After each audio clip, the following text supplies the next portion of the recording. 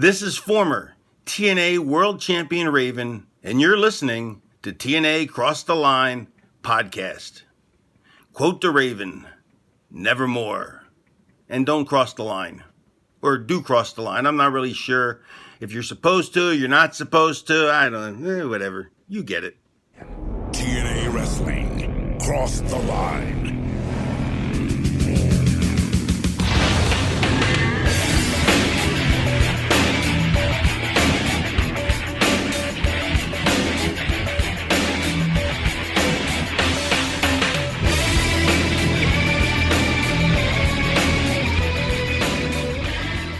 And we're back with episode 53 of the TNA Cross the Line podcast. I am Bob Colling Jr. With me, as always, is Dallas Gridley.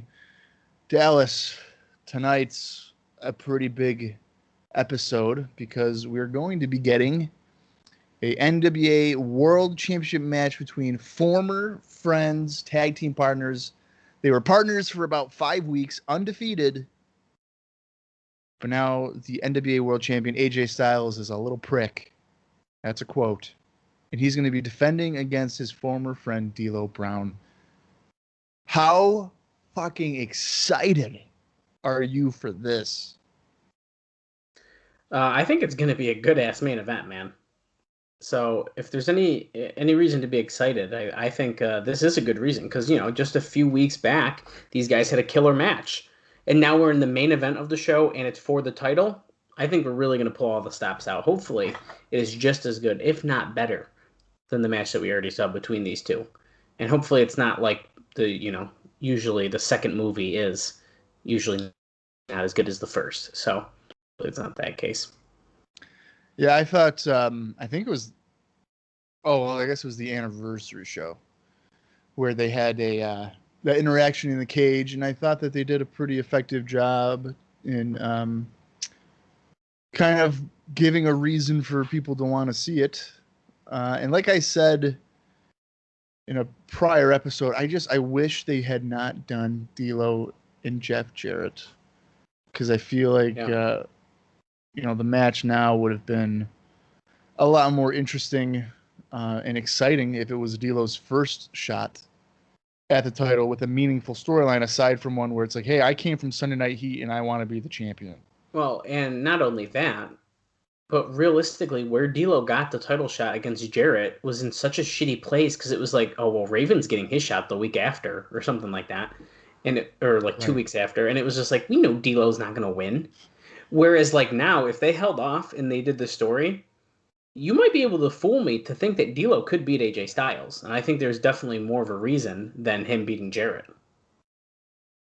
I absolutely agree with that.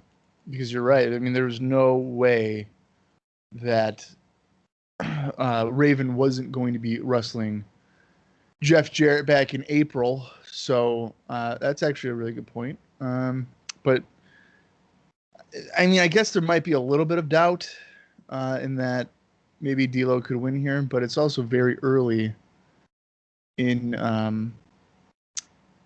AJ's title reign, but you know what? You never know in TNA. It's a mystery place.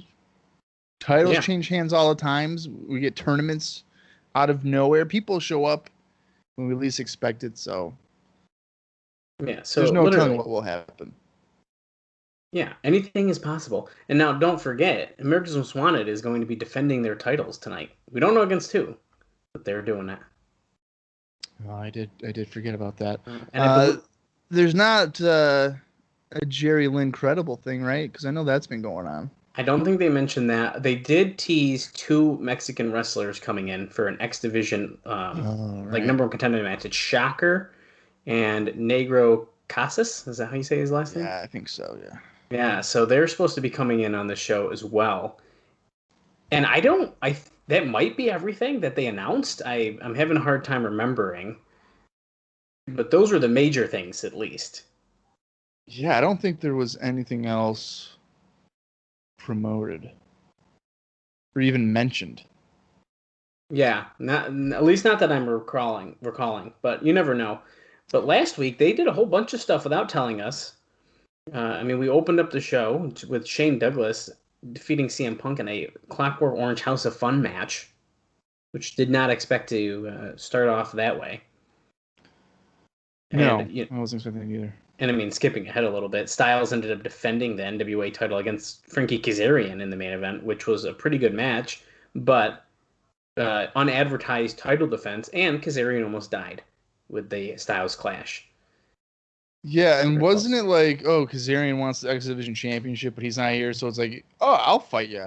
Yes, that was pretty much what it was. He was asking Bill Behrens, I believe, for an X Division title shot. He's like, hey, I've earned it, blah, blah, blah. Because he pinned Sabin clean. Right. Who was the champion. That was in a 9-title match. And then Styles came in and was like, yeah, well, he's not here, so you want a shot at me? And it was like, what? Okay. So that was our main event. Also, America's Most Wanted defeated David Young and Sonny Siaki to retain the NWA Tag Team titles. Abyss had his debut match, at least on pay-per-view, defeating Eric Watts, that's exciting. Yeah, and you know what's funny? Obviously, as the character Abyss, but I listened to the My World podcast where they watched the first pay-per-view, and I forgot that technically Abyss was in that match. In the Gauntlet for the Gold as Justice or whatever. Prince Justice. He was, which is like a really like crazy thought to think about, because I feel like still a lot of people don't know that. No, I mean probably not. And it was what makes that podcast so good is that Jarrett just remembers a lot of shit. And really good. And the stuff he doesn't remember, because I just listened as well today. And Conrad's like, oh, you didn't say that? Well, I'm glad you asked where it came from, because your dad did. And it's just like, what? Right. And that shit's really interesting to me, because it seems as if Jerry was saying one thing kind of behind Jeff's back, and Jeff didn't really know about certain stuff. And then he's literally finding out live on a podcast. And I think that's like super interesting. Well, and I don't mean to take away from the rundown of the card here, but I feel like every week this podcast is just going to turn into a breakdown of what Jared has said for the context for what we're talking about, which I'm fine with. Well, to be fair, if it's something we've covered, it makes sense. I mean, right. For our longtime listeners, we're on episode 53. Pretty much, if they're covering a show within our timeline, the notes they're going to read is something they're going to talk about, and Jared's reacting to them. And they literally watched along live to the same show we did. And Jarrett's like, oh, I wish we could stop and pause this. This podcast could go 8 hours. I'm like, oh my, could we? Could we listen to you talk about the first show for 8 hours? Yeah. Well, I don't know if it really ever crossed my mind. I don't remember it ever crossing my mind, but I guess Jarrett was saying that the Bruce character was kind of a rib on Bruce Pritchard. I feel like I've heard that before. For some reason, I don't remember it ever crossing my mind. I don't even know if I put that together when we watched any of his stuff. If we were ever like, oh, it's about Bruce Pritchard, maybe. You might have. You might have brought it up. I can't remember. We'd have to go back into our archives and listen. But if our listeners, if you happen to listen to this episode first and you're like, okay, I'm going to listen to these guys, you let us know if we bring that up when Bruce comes out. Yeah, I don't know. I think I have dementia. I don't remember a lot of stuff. Wow. Yeah, that wouldn't be good. No. Yeah, it's real good. So highly recommend the My World podcast. We're going to shill that shit probably forever, especially, well, at least if it's TNA talk. Or, like he talked about the WWA, which we've covered in bonus episodes. So it's been a lot of fun. Yeah, and soon enough we'll finish off the WWA shows. I know. Yeah. I don't know if Dallas or I have mentioned later on here in 2003, but there's definitely a window that would probably allow us to do that. Yeah, we have our eye on something. I might have brought it up last week. I'm pretty sure we did, because there was like 2 shows. I think there's 2 shows that we're missing, unless that's in this week's nose. But we'll get there. But yeah, regardless, either we're catching up with WWA or we're gonna get you guys some cool independent bonus content. We'll see what happens. But first, we got to finish those WWA shows, get it out of my hair, and then I can say, hey, I watched pretty much WWA's entire run. And how many people can say that? Probably fucking not a lot, because they're not that good. So no. But moving on last week's card, I only got a couple more things here that happened. And actually, I forgot this happened already, and it was pretty damn good. Jerry Lynn defeating Just Incredible in that Russian chain match. That was good shit, I thought. For some reason, I don't even really remember that match. It was pretty good, and I believe we both thought so. I think it was probably Styles and Kazarian was really good, but I'd put Jerry Lynn Incredible's chain match up there on best match from last week. I don't know. I mean, I think that for me, it probably was a good match because I think Lynn and Incredible have good chemistry, but their feud just seems to be kind of like, hey, stipulation match, let's just do it. Yeah, it's a weird thing because if you recall, they first off they started out of nowhere. Because they were tag team partners. Credible's like, yo, let me get the finisher, and then he gets rolled up, pinned. Jerry Lynn's like, what the fuck? They get into it. Then they take a break for like a couple weeks because I think it was Credible had some family issues or like an illness in the family or something like that. And then a family emergency, I think, was the phrasing. And then I was like, oh, he must be having a drug problem because that's what they used for James Storm, and that was the suggestion. Yeah, that's right. The storyline. And then, James Storm and his personal problems. Okay. And then they went on the interrogators, and then they kind of went off each other, and they seemed like they were okay on that show. And then they started brawling, which led us to the anniversary shows match, which lasted a whopping like 3 minutes, or 3 or 4 minutes. Then after that, we got the lights out match that also only lasted about like 4 minutes. Very short. Which then led to the chain match, which is at least 7 minutes and 11 seconds. So at least it went, it had a little bit of time. I can't imagine there's a whole lot more we can do with those two, but TNA likes to prove me wrong, so I'm sure that is not the last time we will see those two face off in a TNA ring. Oh, I'm sure it's not. And one of my favorite things was Jerry Lynn during that interrogators segment suggested that Just Incredible got his push because he was having sex with Paul Heyman. Oh yeah. So shit. That was pretty much the angle there. Was he was pissed that Just Incredible was either taking it or giving it to Paul Heyman. Paul Heyman. Dude, shit is so funny. That's a visual I don't want in my brain of Paul Heyman doing either one of those things, really to anybody, but certainly to Just Incredible. Yeah, really. So the next match was Shark Boy defeating Mike Sanders in about 4 minutes and 4 seconds, and which was quick, which is good. But that was because Mike Sanders went after Shark Boy's mask after Glenn Gilberti was like, "I want his mask," and that was literally led to a match. So that was fun. Yeah. And then finally, our last match besides the main event we already mentioned was Sandman defeating New Jack in the Hard 10 tournament finals. Thank God it's over, but we cannot skip over the ending of that match, which actually I'm going to touch on in my notes, but essentially New Jack got thrown over the balcony and did a flip through like 2 tables on concrete. So that happened in front of 700 people last week, by the way. So not a whole lot to be almost dying. Yeah, New Jack doesn't really seem to have the best of luck with falls from high places. Yeah, I mean, I can't imagine why. It's not very graceful. No, but it fucking was like, holy shit. Now, given all that, especially on paper and kind of talking about those highlights, you would think that it was like, damn, that's a pretty good show. But me and Bob were pretty in the middle last week. So, take it for what you will. Go ahead and watch it yourself. But it was dragging. It was kind of a slower show. And even with the couple of cool moments and stuff, we didn't progress much, I feel like, from last week. I feel like it was just a show that was like there. I think I kind of referenced it like a filler week. Like it felt like a filler week of television. Like the equivalent to it. Okay, don't worry, fellas and gals, if you're listening. Dallas just bribed his dog, so we cut away for a moment. But as we were saying, as I was saying, last week's kind of felt more like a filler week. Not a lot of substance to it, but I kind of feel like this week, especially with AJ and D'Lo as the main focus, the potential for a stronger show is certainly there. Yeah, and don't worry, she is full of peanut butter now because she has a frozen peanut butter toy. So Oh, perfect. uh, that should help that situation.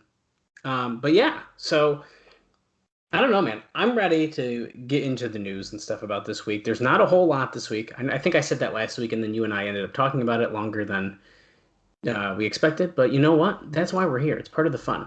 Right. So let's get right into it. Unless you got anything else you want to add. No, I got nothing. Go. Tell me what's going on in the world of TNA. I need to know. There's always so much going on. Dave loves reporting on it. And here we are. I don't know how many words this observer has, but I'm just joking.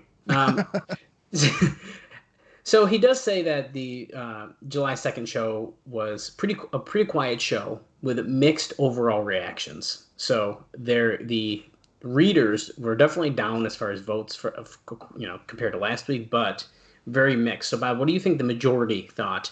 Thumbs up, thumbs down, or thumbs in the middle? I think they're going to agree with us. It's more of the thumbs in the middle. Yeah, they did. I didn't know if you were going to guess that. Yeah, 39.3% gave it a thumbs in the middle. 31.1% gave it a thumbs down, and 29.5% gave it a thumbs up. So it was pretty close. Yeah. That was closer than I was not expecting. Almost 40%. That pretty much 40% down. Yeah, it's this is pretty surprising as far as numbers go. So, but the majority did say in the middle, nonetheless. As far as the best match from last week, what do you think the readers thought of that? Price, Styles, and Kazarian. Yeah, I almost didn't even make you guess because I just think it was kind of obvious. But then in second was Jerry Lynn and Just Incredible. And what do you think the worst match on the show was, according to the readers? I'm gonna. Oh, let's see. I'm gonna go with. Why can't? Okay. Shark Boy and Sanders. No, it wasn't. I couldn't believe what? It. Yeah. Abyss and Eric Watts. Yes, Abyss and Eric Watts came in first for the worst match, and in second place was Sandman and New Jack. Sandman New Jack was second? Yeah, even that craziest bump where people were like, that's the worst match on the show. Come on, man. Sandman and New Jack, you know what you're getting yourself into. Sharp Boy against Mike Sanders was not... whatever. I mean, there's... Okay. Whatever. Yep. It's okay. People had their tastes in 2003. Whatever. It's fine. Yeah, and their taste sucked. So the crowd was way down last week to about 700, as I mentioned already, and we mentioned before the show last week. Dave says, but that's mainly because they cut way back in handing out freebies. We'll see long term, but it was not a success. Not only did it look like less hot promotion, as you can see, large groups of empty seats, just a few rows back, but the entire upper deck was curtained off, as evident when New Jack and Sandman went up there. And those who were there were dead for much of the show. And I think that's a really good point, and I think that also plays into a part of how slow the show felt, is because the crowd was not into it. Yeah, I do remember when they went up there that it was like tarped off. And usually there's at least like a scattering of people, I feel like. And see, I guess I knew obviously there were 700 people in there, so there was going to be not a whole lot. But I just assumed no one was in that particular area because of the spot they were about to do. But there is usually at least some people up there, so. And they've done stuff up there before, so that shouldn't have mattered. Yeah. No, I agree. Yeah. Well, as we mentioned already, we had some Mexican stars who were going to be coming in this week. So they were attempting to open up a relationship with CMLL using Shocker and Negro Casas on the July 9th show. And Ultimo Guerrero and Ray, I'm gonna mess this last name up so bad. Bucanero? Yeah, I know who you're talking about. Yeah. They've also been talked about to coming in and face Harrison Storm, but at press time, this all looks to have fallen apart. So wait. They promoted, hey, Shocker and Negro are going to be coming in, and then it's like, no, just kidding, because it's going to fall apart. Is that what you're telling me? Essentially. So, Casas made the deal with Conan for he and Shocker to do a four-way with Kazarian and Paul London, with Kazarian over London for the finish, since they were pushing for Kazarian for an X title shot, and didn't want to beat either of the newcomers the first weekend. After they were advertised on TV, Casas called back and said Shocker couldn't make it because he had signed a 4-show contract with a promoter in New York and was afraid of getting sued. That appears to be a cover story, since nobody can find the identity of the promoter. I was going to say, what? I've never even heard of that. Yeah, Heard of any promoter in New York that would do that. Yeah, well, listen to this. So the only New York promoter Shocker worked for was Court Bauer of Major League Wrestling. Right. And TNA contacted him, and he said he wasn't even interested in using Shocker. So he's lying. Apparently, Casas hadn't cleared the deal with his boss, Paco Alonso. When Alonso found out, he wouldn't let Casas, Shocker, or anyone else go, presumably because of the involvement of Conan. And then he goes on to say, while Vince McMahon may totally get over things that happened 10 years ago, maybe not 6 years ago, though, Alonso is still furious at Conan for working with Antonio Pena and raiding the company in 1992 when AAA was formed. Okay, so there's a lot to unpack there. Are they saying... Wait a minute. So did Shocker work for MLW or no? It appears that he has worked for him in the past. So what I'm taking from that is they called him and were like, hey, is he coming to your show? And so he can't come or something. And then he's like, no, we ain't using them right now. That's how I read that. Okay. I might be understanding wrong, but that's how I took it. But yeah, I've heard a lot about the Mexican wrestling politics, and especially with Conan essentially raiding companies and stuff like that with AAA. Yeah. I mean, there's no denying that caused a lot of problems, and I'm still sure that a lot of those problems still exist today because of it. Oh, I'm sure of it. And I'm trying to think right now. I don't think MLW at this point was still in New York. I think they were doing the shows in Florida. Oh, see, that's really interesting. So that story doesn't make a lot of sense. I mean, MLW they were like Philly, New York in 2002 and maybe even a little bit into 2003, but I know by September they're for sure exclusively in Florida until their eventual demise in early 2004. The first run, obviously they're back now doing their shows or wherever, but yeah, pretty interesting. So needless to say, the names that we were even just hyping up won't be on our show, which is just amazing. I wonder how they're gonna cover it. Like, what are they gonna say? Because they promoted, they said like, oh hey, they're gonna be here. So I mean, I don't know how they're gonna cover their tracks really. Well, yeah, really. I don't know. That's gonna be pretty interesting. I feel like they're not gonna just gloss over it. They do seem pretty open in the idea of like, hey, we'll like tell you, hey, they might bullshit. They might say, oh, there was a travel issues or something. But I think they'll at least bring it up. I think they would too. But moving on, Goldilocks was there last week, but she wasn't used so that they could sell her injury from being choked out by Trinity. That's why we didn't see Goldilocks last week. But she was there. She was there. So they paid the plane ticket or whatever. Because she's from California, right? Oh, that's right. At this time, I believe she was, yeah. So they paid... So let's say that she still is. I mean, if she's in Tennessee or something, that's not a big deal. Unless she moved, yeah. Right. But we're going off of maybe the fact that she's still in California. You're going to pay for the flight to come to Tennessee and then proceed to be like, yeah, just hang out. We're not going to use you. That's good. Sounds like really good planning. Yeah, absolutely. Glenn Gilberti, we've heard about this before, but his back is in tremendous pain. And Raven missed the show last week, partially due to his ankle and also because of the selling of the Fireball from the previous week. Right. Even though Raven's ankle was still swollen at his ROH appearance, since he wasn't there, people were claiming he was working the injury. So people are saying his ankle is a fake injury, even though it is in fact not. When did he hurt? That was on the 25th? The tag match? Yes, it was the tag match. Okay, because if Ring of Honor, I don't know if that was the Death Before Dishonor show. Yeah, it could have been. Or what? Let me, because if it is that show, no, I doubt it. There's no way. Let me see. Death.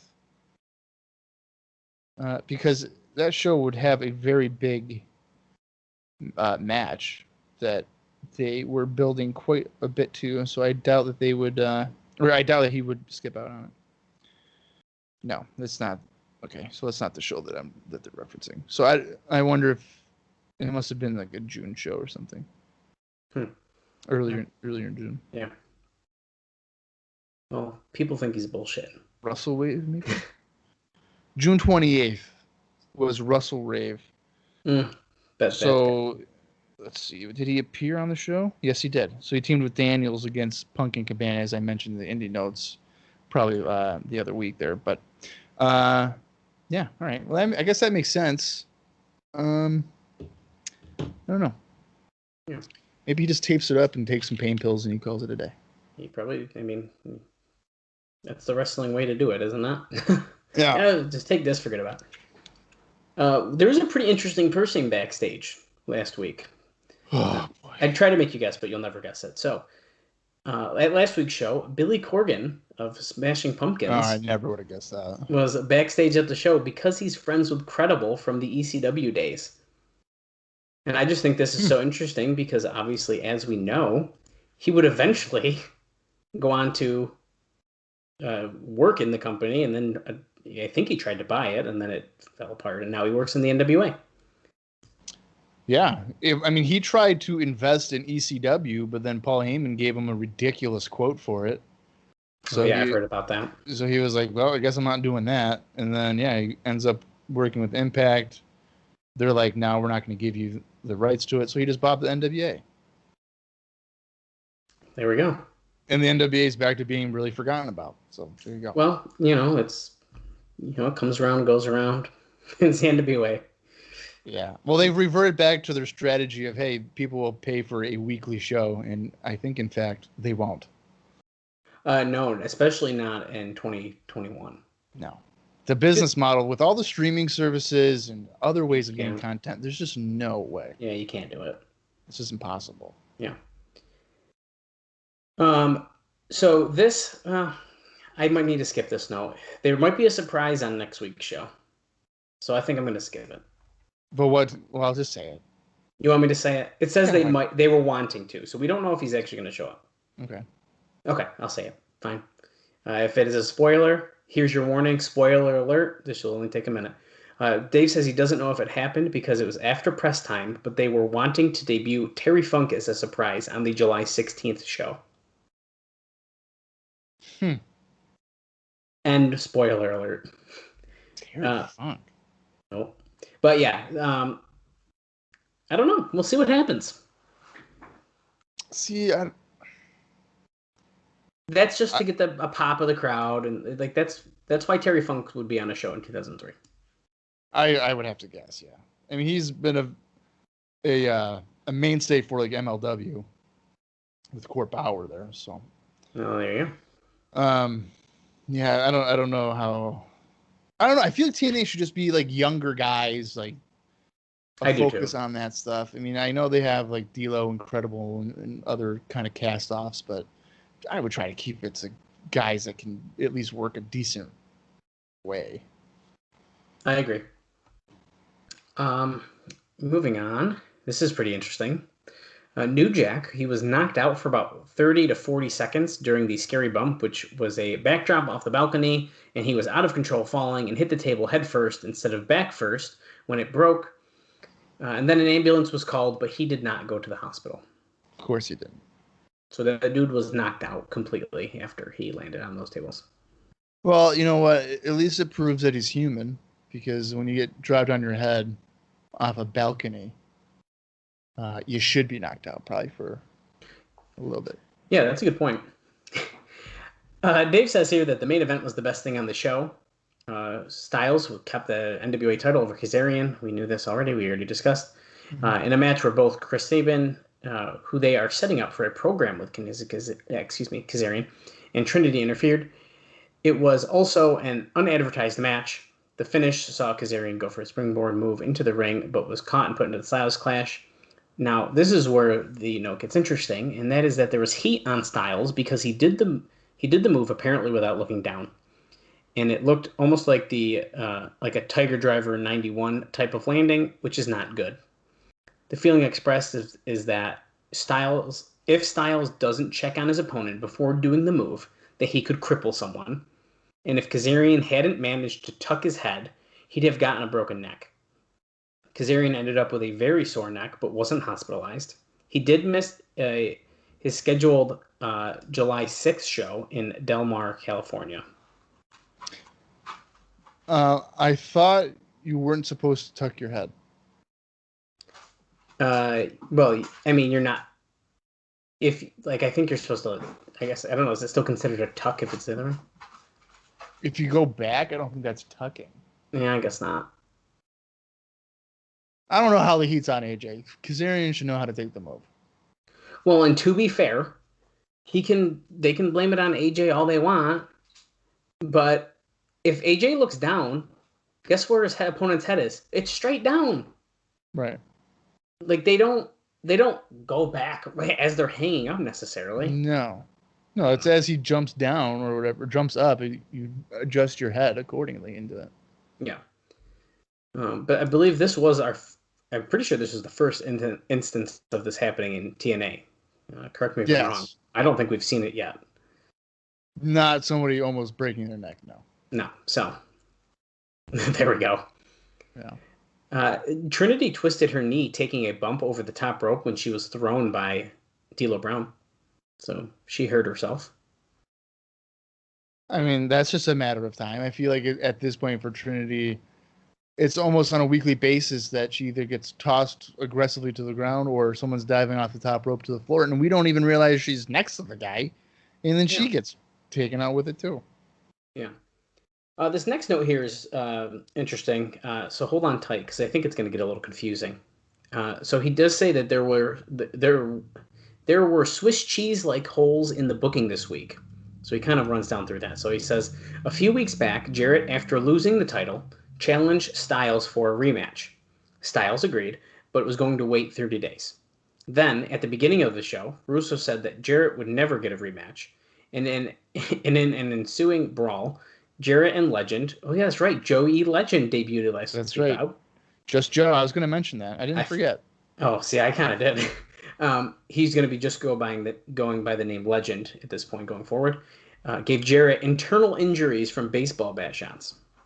Then Kazarian confronted Bill Behrens for an X Division title shot. Styles came by and offered Kazarian a title match since his scheduled opponent, Jarrett, had been injured earlier in the show. So that's one part. Sandman beat New Jack in the finals of the Hard 10 tournament when Jack went through the table in the bump described earlier. Even though almost all the Hard 10 matches have been dead, this deal is scheduled to continue. The Hard 10? That's what it seems. And I don't know fucking why that would happen. I swear to God, Dallas, if they were to make a Hard 10 championship or something, I'm going to cry. Yeah, that would be sucks. Like their version of a hardcore title. Yeah. Well, that's the thing is I feel like that's what they were kind of going for, but it didn't work. It kind of seems that way, yeah. Yeah, but you didn't win nothing, so what was the point? I don't know. Yeah. And then he continues. He says that from all accounts, Mike Sanders was really unhappy when asked to put over Shark Boy. He had the demeanor coming to the ring of someone unhappy about their situation. He says their plight, and backstage was complaining that he must have heat with some people to be put in that spot. So he was really disappointed.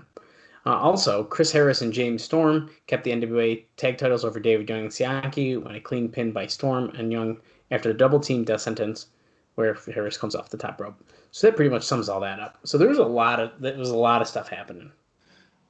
Isn't Sanders friends with Russo? Yeah. And Russo's booking it.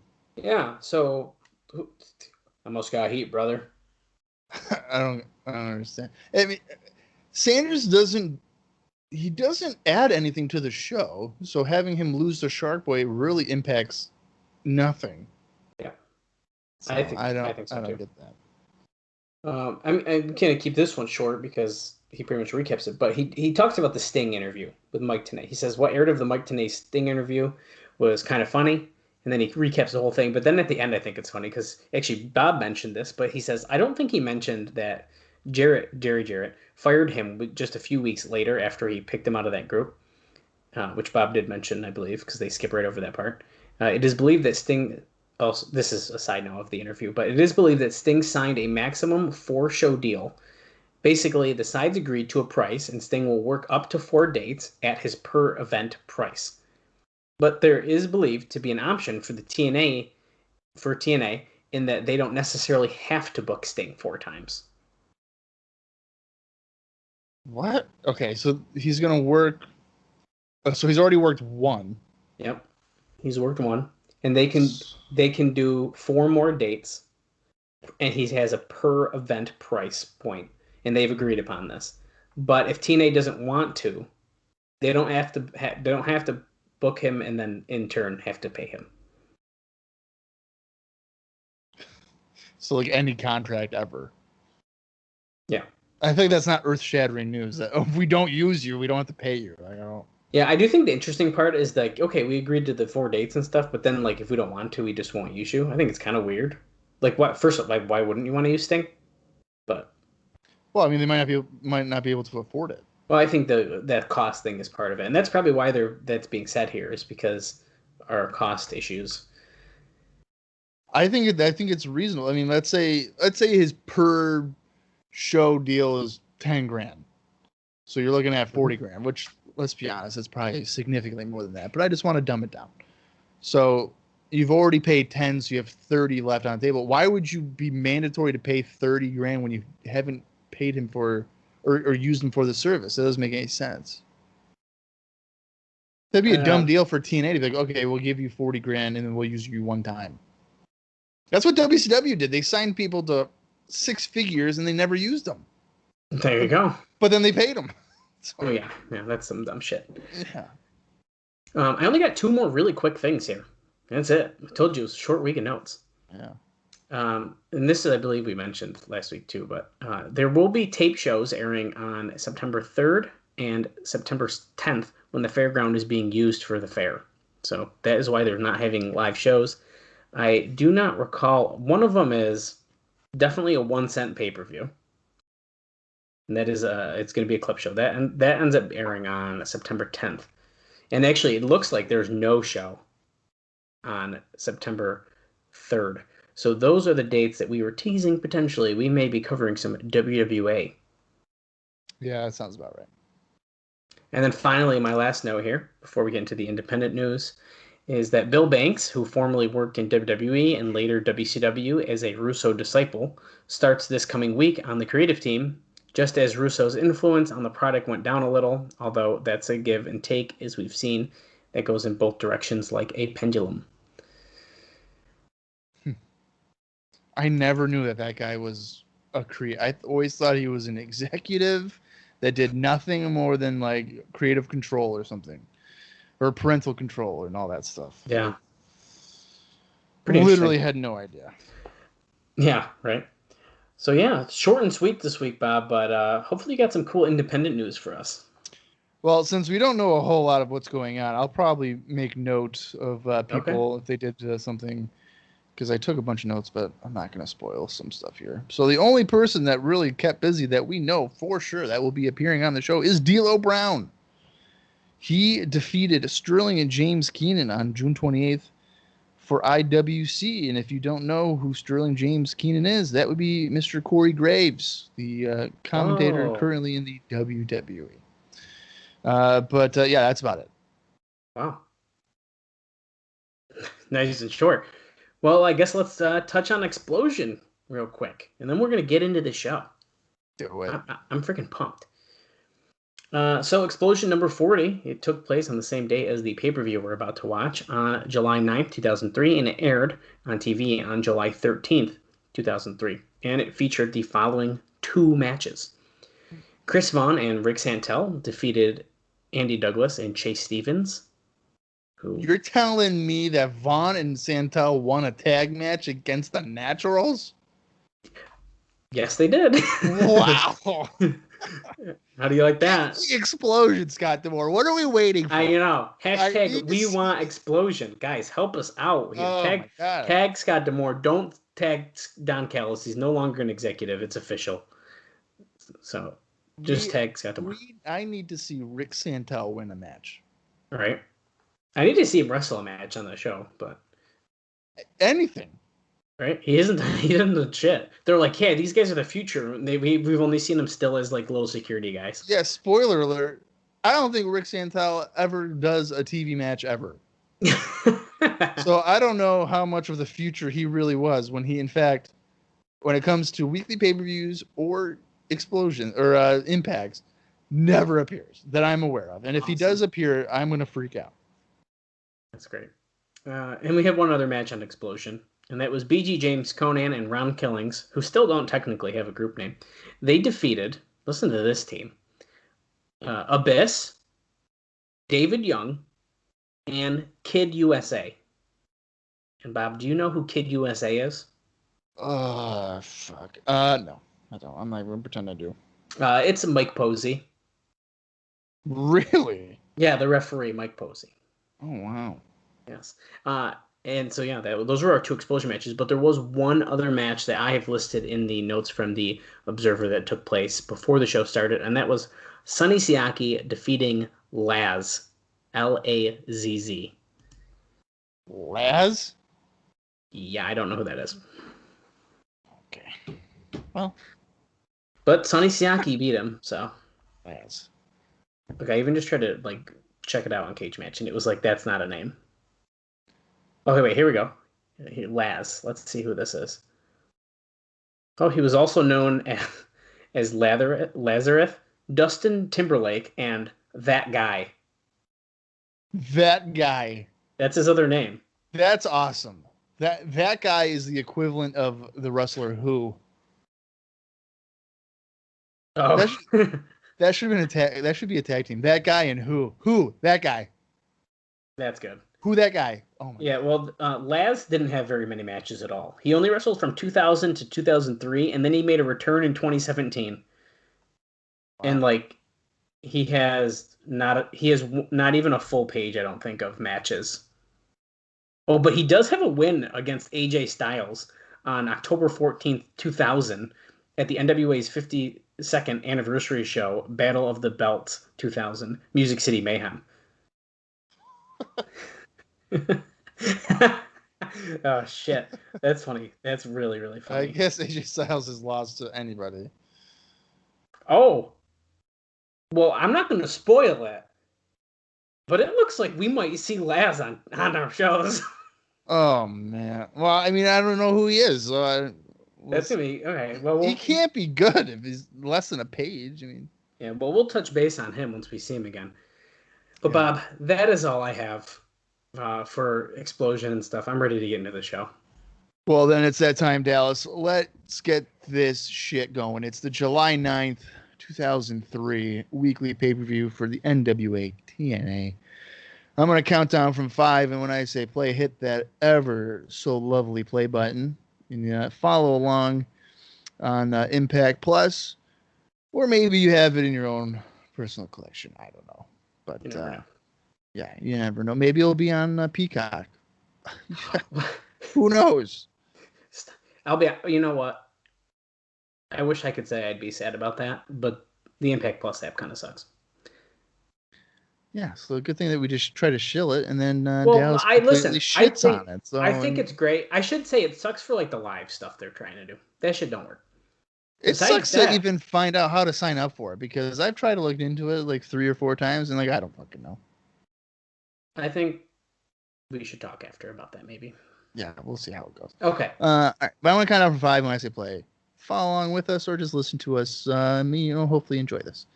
5, 4, 3, 2, 1, play. We're starting right off with a flashback. Is that the fireball there? It looks like it was. New Jack takes Sandman on in the Hard 10 tournament last week. Yeah, he sure did. face planting right onto the floor. Okay, ready? Boom. I mean, his head, actually, that shot was really good. You could see his forehead hit the table, Yeah. which knocked him out. And of course, Abyss here taking on Eric Watts. Look, apparently we don't need to recap this shit anymore. They're just going to start doing it for us. I feel like they kind of do that every week anyway. They've been doing it more.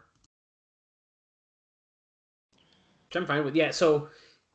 Oh, wait. Tracy and Nurse Veronica make an open challenge. I forgot about this. I did too, and I want to note that Tracy usually spells her name with an I, not a Y, so that's important to note there. They misspelled her name. Oh, yeah, Lollipop. Well, they've been doing it with a Y early here in 2003, but I think later and now it's spelled with an I. And then we also forgot about April. Yeah, April is she was the other cage dancers. And here's the look of that chain match. Oh, yeah, he hog-tied him and, like, pinned him down. Yeah, and Justin Credible beat him down after, so, of course, yeah, I did forget about that part. So, yeah, we're not done. The way that they're, like, presenting this is, it's as if it's, like, a news program. Yeah. Like, last week, this is what happened. Like, the font and everything just feels like it's a newspaper. And don't forget here, Jarrett confronts Vince Russo. There ain't gonna be no rematch, bro. This show's called Total Nonstop Action. And he ran right after Russo, knocked him over in that little bullshit dollar store chair. And that's when Joey Legend, or just Legend. I kind of like his look, though. I think he looks like a badass. As I mentioned last week, he looks like he belongs as the third man in Chronic. So if Chronic was going to become like the NWO of 2003 and they came back, Legend's the third man. I agree with you. I think he's got a good look, and it's a drastically different look compared to when he was just Joe. Now, see, he kind of looked down there. But that would have been before he did it to Kazarian. On the Styles Clash there. Oh, yeah, look at this vicious, just baseball shots to the ribs here by the heel group here. Ain't gonna be no rematch. Ain't gonna be no rematch. Which means there's probably gonna be a rematch. Definitely gonna be a rematch. At some point.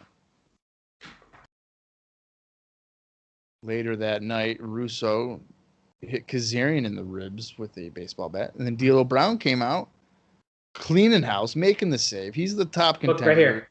That's Boom. when, yeah. That's you can see her land on it too. See, it all makes sense now. Sit out powerbomb sky high on Styles, and then security comes out. Redshirt security, Kevin Northcutt and Ryan Wilson. Is over tonight. Good friends. If it says better enemies, bitter enemies. Okay. AJ Styles with D'Lo Brown for the NWA World Championship. Nice. Scott Hudson. This is at 6:38 p.m. Last time we saw you were spitting up blood in the ring. You're here against doctor's orders. Don't go near the ring, but... Scott, I'm not here to get you any medical condition or updates. Oh, they want to play games with a bat? It's my game tonight. Batter up. You tell the boys batter up. Right, baseball bat on a pole match. Oh, dude, yes! That's what's going to happen. Well, here's our opening package, and as we see the crowd, Bob, I want you to guess a number. How many are in the crowd tonight? Wow, they look a lot hotter than last week. They sure do. I'm going to go 1,100. I fucking wish. 900? Down. 750? Up a little. 800? Yeah, we're at 8, baby. Oh, no, man. That's disappointing. I thought there'd be more people for D'Lo and AJ. Yeah, me too. But like I said, the crowd does look hot. Look at this. Gilberti on a mission. America's Most Wanted is Wrestling Sad Tag Team. Can Swinger and Diamond rely on experience edge? Okay, so we know who their opponents are now. Well, what's Gilberti's mission? I don't remember. I don't remember him talking to them at all, did he? I don't remember anything. Maybe this is a weird, new thing they're doing. Gilberti's wearing like a weird ass outfit right now. So we have Simon Diamond, and Johnny Swinger. Now Diamond looks like he's got his like leg wrapped up for something. Swinger's looking huge. Well, he's always been gassed. Diamond looking young. Wow. Bob, I don't know about you, but what I'm watching on has been shit quality so far. How about you? Well, yeah. It's just Okay. It's just the way that it goes here. I'm just recurring. Just asking. It's not impacting what I can see or not. It's just annoying.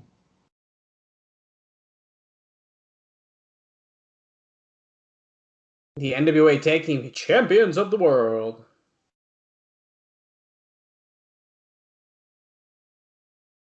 The hottest tag team in wrestling today. I mean, definitely. America's Most Wanted. I don't know about you, but I'm heavily attracted to them. Well, yeah. How can you not be? Oh, let's see. James Storm seems to be kind of happy, so I feel like AMW won't be losing this week. Well, let's be real. There's no way they're about to lose to these guys. Probably not. Oh, I should give you an update on what Simon Diamond and Johnny Swinger have been doing because they have been here before. That'd be excellent. So Johnny Swinger, he teamed with Simon Diamond in a losing effort against the antagonists on June 21st for MMWA. I have no idea who the antagonists are or what MMWA is. Simon Diamond, meanwhile, he teamed with Stryker, and that's Matt Stryker with an I, and they lost the USA Pro Tag Team titles to the Spanish announced team on June 27th for USA Pro. So that's all there's been. Harris and Swinger starting off the match here. Harris with a shoulder block and a hip toss, followed by an arm drag. Oh, then I got a poke in the eye by Swinger, it looked like. Simon Diamond coming in to an arm drag. Harris throwing him off the rope. Oh, Harris holds onto the rope. Ducks a clothesline by Swinger from the apron, but then he knocks Swinger down. Oh, he gets a nice super kick. Super kick. Now, this quality is clearly a VHS dub. Oh, not... Sorry, I was listening to Mike today saying that they've been teaming since 99 or 2000, Swinger and Diamond? Yeah, they teamed in ECW. Oh, okay. Wow. And that would have been 2000. So... Yeah, I would have never known that, to be honest with you. I must know nothing about ECW in 2000. Like, nothing. I feel like a lot of people don't know anything about ECW in 2000. And ECW in 2000 is arguably their best in-ring year. Is it really? Wow. Sure. I think a lot of their best matches happened then. And I'm sure people are going to be like Eddie and Malenko or whatever. Yeah, okay, that's fine. But in terms of like overall quality, it's probably the best. Overall, yeah. They're talking about Jeff Jarrett not shouldn't be here as Harris hits a Thez press on Simon Diamond. He's not, for some reason, slowly going to tag in Storm. So that allows Swinger to come in and knock him off the apron. And, of course, the referee's distracted. So Swinger and Diamond are just going to beat on Harris in the corner because that's what you do when the referee ain't paying attention.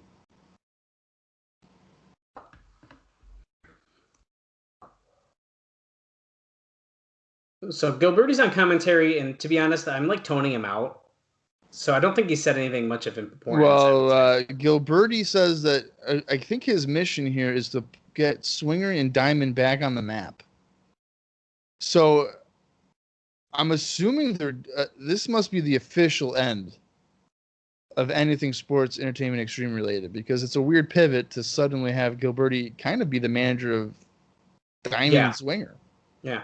And they're probably also maybe pushing him more toward that manager kind of role, since his, as you just talked about, his fucking back hurts so bad that probably keep him out of the ring for a little bit. I think it makes sense. Do I want to see Gilberti manage these two? Not necessarily, but I'm willing to give it a chance. I'm willing to see what happens. I don't hate Diamond and Swinger. I think that they're a good team. I don't know if they need a manager like Gilberti because Diamond's not a bad talker. I feel like I like Simon Diamond as well. Yeah. And I think Swinger's fine. I have no problems with Johnny Swinger.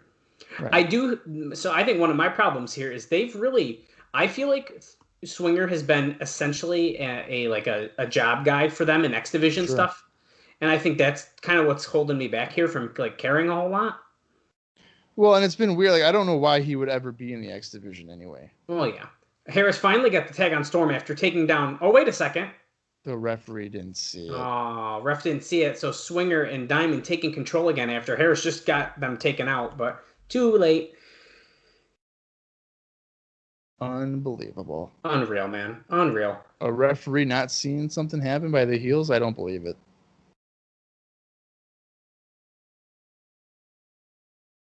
Diamond just jabbing away here on Cowboy Chris Harris. And by Cowboy Chris Harris, I mean Wildcat Chris Harris. Cowboy James Storm. I was like, what? I didn't know if that was supposed to be that was a bad joke or what. No, I just got the names mixed up. That's all the same thing. It's So all I'll the tell same you what, gimmick. dude. The crowd, even though there's only 100 more people, they're louder this week than they were the entire show last week, I'm pretty sure. Absolutely. Ooh. I agree with that. Harris got the boot up on Swinger, and then took down Simon Diamond with a clothesline. Is he going to tag in James Storm? Will the referee see it this time? Maybe they told Jimmy Borash, he needs to start hyping him up better. Throw more T-shirts in the crowd. Yeah. Hey, did you ever? Not you, Bob. I'm talking to our listeners now. Did you ever receive a T-shirt from Jerry Borash? Listen, I don't want it, but I want to hear about it. I want to know if you caught a T-shirt in the TNA Asylum from Jeremy Borash. Hit us up at Cross the Line TNA on Twitter. For some reason, I feel like the crowd reaction's super phony. They never act like this when like James Storm gets a hot tag. Right? I feel like that's a good point. I feel like they usually don't care. And I mean don't care. I feel like they like Harris better. Yeah. When he got the hot tag, I mean, they went nuts. And it's not like there was this major heat segment on Harris to kind of justify such a crazy reaction. You know what I think this match could have really used, to be honest with you? Is holy shit, James Storm almost got a 3 count on Swinger, but he kicked out. I really think that this could have used a backstage interview with Swinger and Diamond before the match. To like introduce them again? Yeah. And with Gilberti and stuff, I really think it would have helped. Double DDT here by James Storm. He's fired up. So is the crowd. They are definitely looking at Borash. Borash must be doing something. The crowd's looking at heart attack. Heart attack. Got it. Left arm lariat. Ref's out of position. Diamond dumping Storm over the top to the floor. Harris complaining.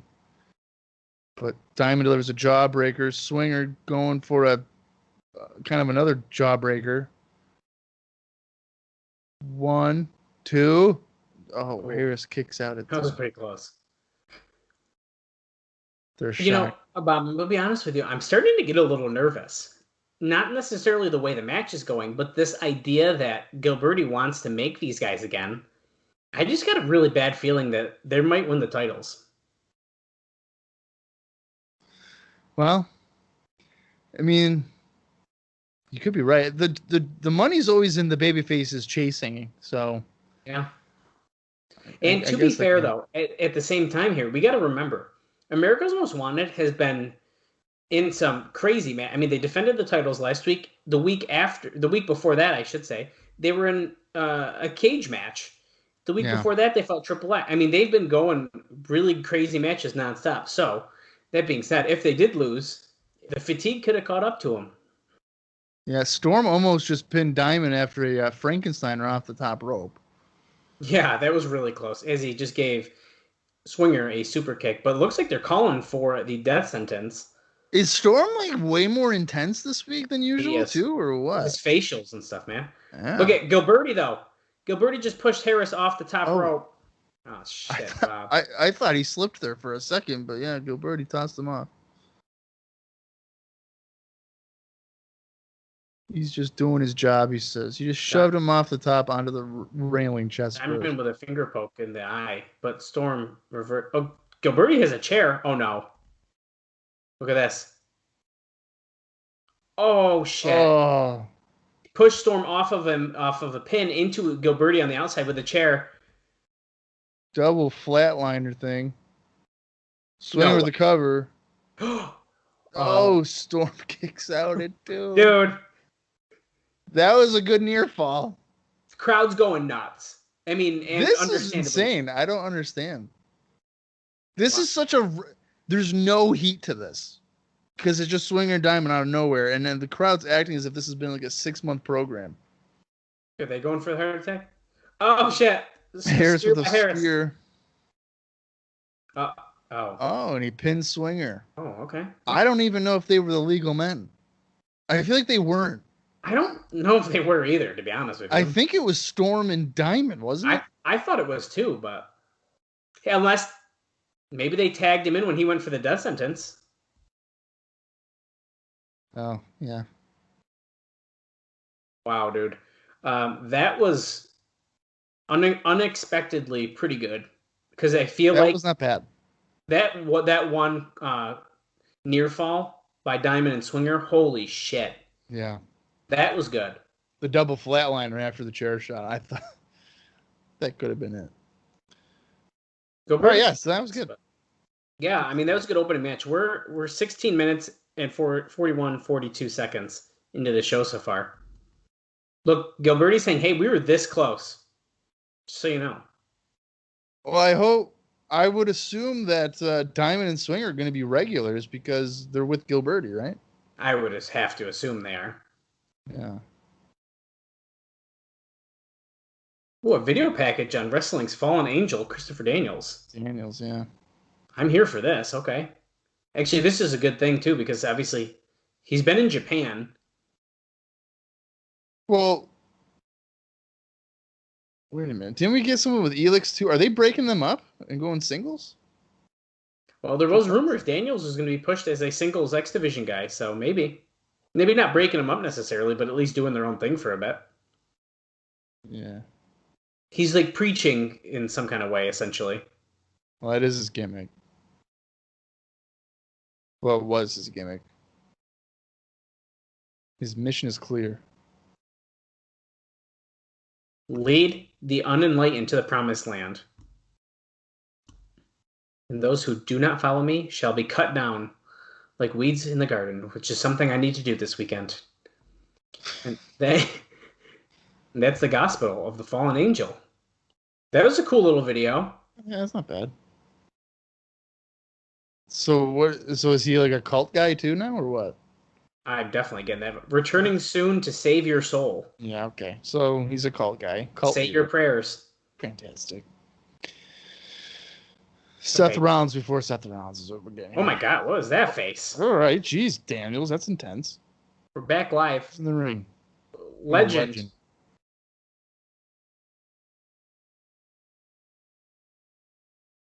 He says, all hail the all-time king of sports entertainment. He's wearing a Yankees jersey, by the way. Getting cheap heat here in Tennessee. The straw that stirs the coffee. He's got a heavy accent. I don't remember him having this heavy accent. Well, Don Wester and Mike Tenay were just talking about that, and Don West goes, he's got a New York jersey to match the accent. The superstar here, okay? We're going to put an end to that, okay, bro? Crowd's just chanting, you suck. Oh, my God. Mike Tenay goes, this dude's from Toronto. He should be wearing a Blue Jays jersey. He also shouldn't have this accent either, then. Tenay fucking throwing him right under the bus. Yeah. That's hilarious. Oh, they're chanting. Are they chanting "You suck" or Russo? It's kind of hard. I thought it was "You suck" at first for sure. There was "You suck" for sure, but I think they might be chanting Russo too.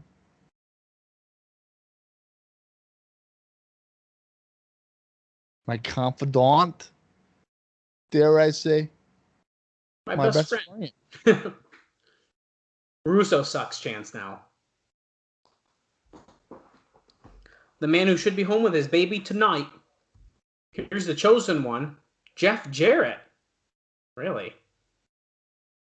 I mean, he just beat him up in the crowd like last week. I don't think he's gonna bring him out. Well, he is. He knows he's in the building. He's bringing him out so they can have a confrontation. Here comes Jeff Jarrett. Wow. Ain't he great, dude? Holy shit. What is this? Oh, my God. Vince Russo is wearing Jeff Jarrett's 95 gear. Dude. He literally is, too. That's his ring jacket. I don't know if that's the gear that he might have wore that gear. No, dude, that's real gear. That's definitely real Jarrett. Yeah. Oh, my God. He's got a blonde wig on. And he's got a guitar, of course. Dude. Oh, he's doing the strut. God.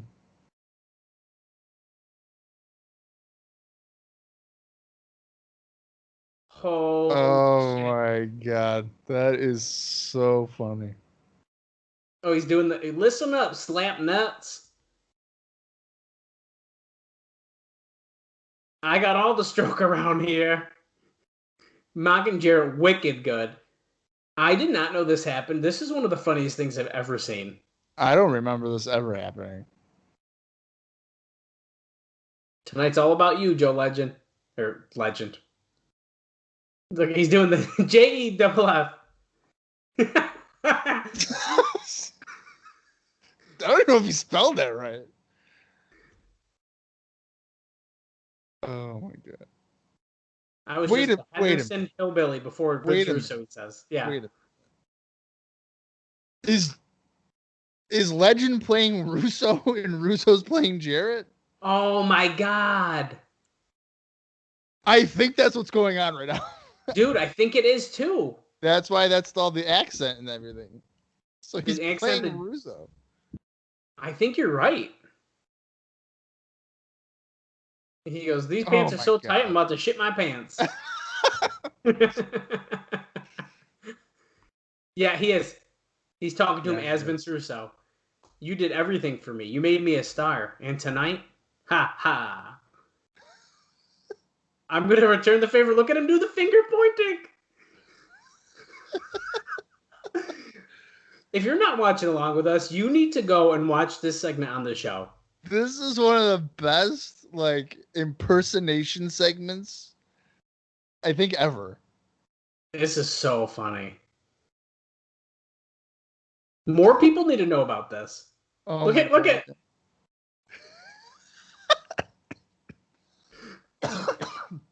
Excuse me. Oh my God. To the top, he comes on the bottom rope and does the peace signs. Yeah. Russo, I gotta know if I can trust you first. He goes, if I can't trust you, I got a bunch of old timers back there. Mr. Wrestling, 1, 2, 3, 4, 5. And if you double cross me, Vince Russo, they'll kink your Yankee butt. Double cross. Double cross. How do I know that a Hendersonville hillbilly is a superstar and that I can trust you?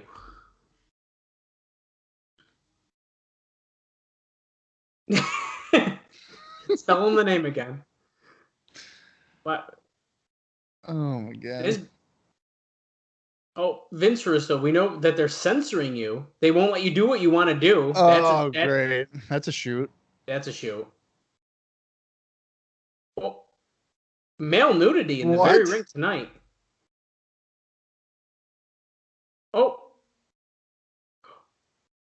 Oh, he's going to drop to his knees and he's going to kiss his big old white ass. Russo. I thought that was going to go a completely different direction. So did I. But Jarrett's on his knees. Russo is unzipping. Russo, of course, is Legend in this segment. Jarrett is. Is he really going to kiss his ass? Oh, there's Jeff Jarrett. Oh, there's Jarrett. And Jarrett's dressed to wrestle, as Tanae just pointed out kindly. Wow, dude. Wow. Jarrett clotheslines Legend to the floor. Crowd's popping for Jarrett, dude. This Is this Yeah, what's yeah. actually going to make him a face in this crowd again? Jumping off the apron, Legend catches him though, drops him down on a knee though. Oh.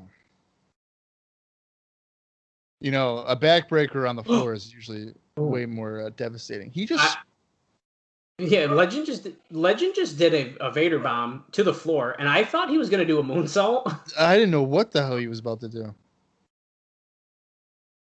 Oh, see, Jarrett, that's your mistake there. You don't tape up your ribs because you're telling them, hey, my ribs are hurt. Oh. Legend runs at the guardrail there. Yeah, he's like going. I don't even know if he was going for a spear, but he went shoulder first into the railing, full speed. Jarrett's got a desk chair, and he just the desk whacked chair him over the back. Oh, he's got a regular chair now. Over the back goes Legend. You know what? It's not a TNA show if Jarrett doesn't brawl in the crowd.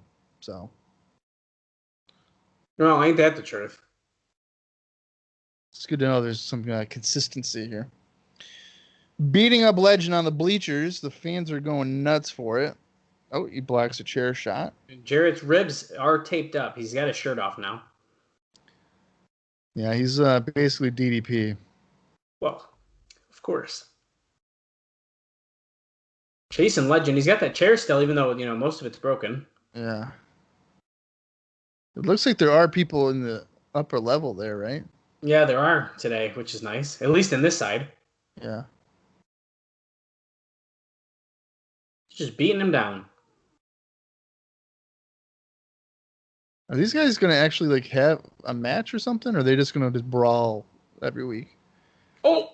Jarrett slipped behind Legend and kicked a fan in the face. Yeah. Oh! Oh! You shove him off the bleachers? Yeah, he shoved him off the back end of the bleachers. I don't even know if I knew there was a back end to that. Well, that's remember where they were, those weird rooms where Raven was before and stuff. Right. But I didn't realize you could jump off the edge of the bleacher like that. Yeah, I didn't know This seems either. dangerous. It's a 15, 20-foot drop they're trying to say here. Now we're over near the old sex locker room. Which is a broom closet, essentially. Yeah, so are we With a going to go toilet. into it? Oh, almost. Oh. Well, Jarrett someone gets must whipped be in against there it. because that light was on. Yeah, right.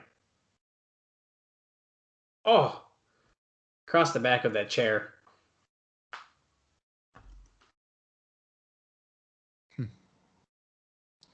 We are at 28 minutes. Not a bad almost half hour here. No, and the problem, though, is I'm afraid that if this keeps going a little more, this is far too long for just a brawl for me. Yes. But I will say, now that the main part is over, I'm going to go out on a limb here. That Jarrett impersonation segment is one of the best things Vince Russo has ever done. I think that's a fair statement. I mean, that was so funny. Oh, shit. Oh. Jarrett's head was up against a rail, and Legend put the chair up on him and then gave him a big boot. There's no place for the head to go. He just was up Oh, against shit, the he's rail. bleeding. Oh, looks like he played pretty good. Legend is beating down. They're making Legend look like a beast here, though, I gotta say. They sure are. I mean, I don't think I hate it. I don't either. Actually, I'm kind of into it here.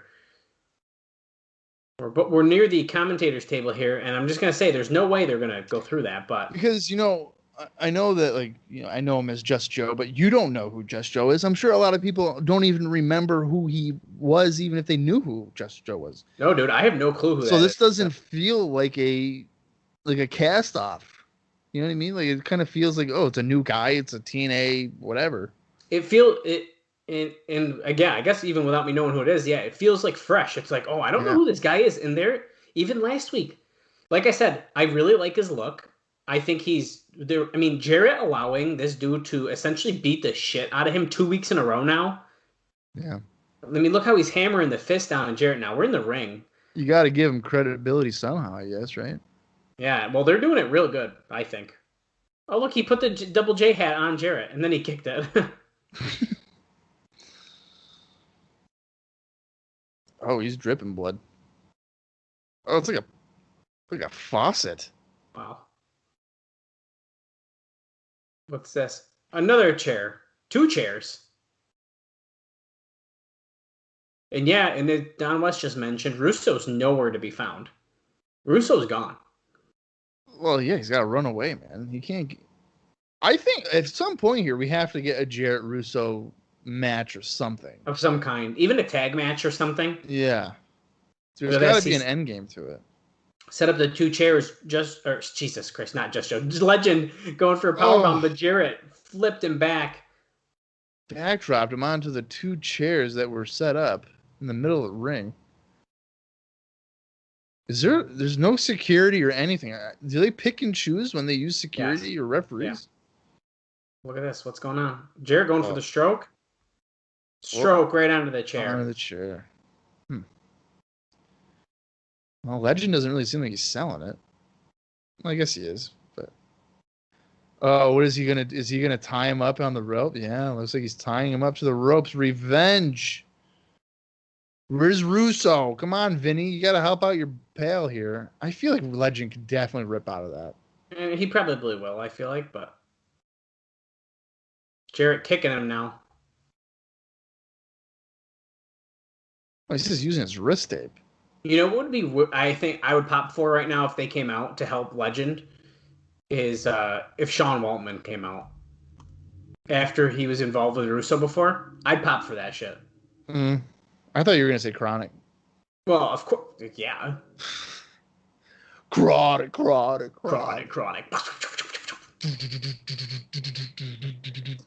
yeah, dude, Chronic. Oh, he hit him in the nuts? Oh, he's got the bat now. The crowd is going nuts for this. Yeah, so you know what? Oh, look, Russo's back. Oh, I thought it was Sean Waltman. Oh, yeah, why? He about the shit. He's beating the shit out of Russo with the baseball bat. Oh, that's good. Dude, Jarrett's got to be eating this up. They're finally chanting for him. Oh, he's got the figure 4 on Russo. Legend broke out. Oh my God. Guitar shot to Jarrett. Whoa. Russo wasn't giving up either in the figure 4, by the way. Which is actually kind of bad, but, you know. Well, it's like the one time on Nitro with Flair. He was in the move for like 8 minutes and he just wouldn't give up. Oh, what was that? The Stone Cutter. That's what he calls that move. Stone Cutter? Yep. It was like I don't even know how to describe it. It's kind of a twisting neck breaker that he fell with, but it was like a cool. twisting. It was like a twisting cutter, like an ace cutter or a diamond cutter. Instead of falling down with it, he just spun him around. Look, Russo had the bat. Legend takes it and says, "Get him up." They're definitely chanting for Russo. Russo holding Jarrett on the mat. Wow. Yeah, great. Shot to the ribs. Jarrett's not feeling good.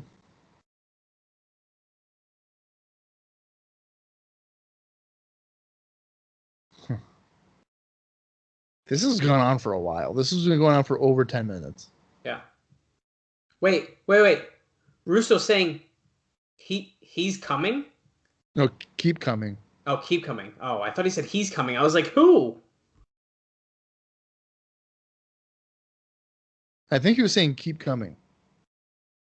Is that Jerry? Oh my God. Jarrett making an appearance. Son, you all right, son? All right, son. There's a lot of shit going behind your back that I ain't telling you about, son. Yeah, I just want you to know, I definitely did not tell people that Jim Barnett was going to be here, but I did. Scott Hudson with the X Division champion Chris Sabin wearing a winter hat in July in Tennessee.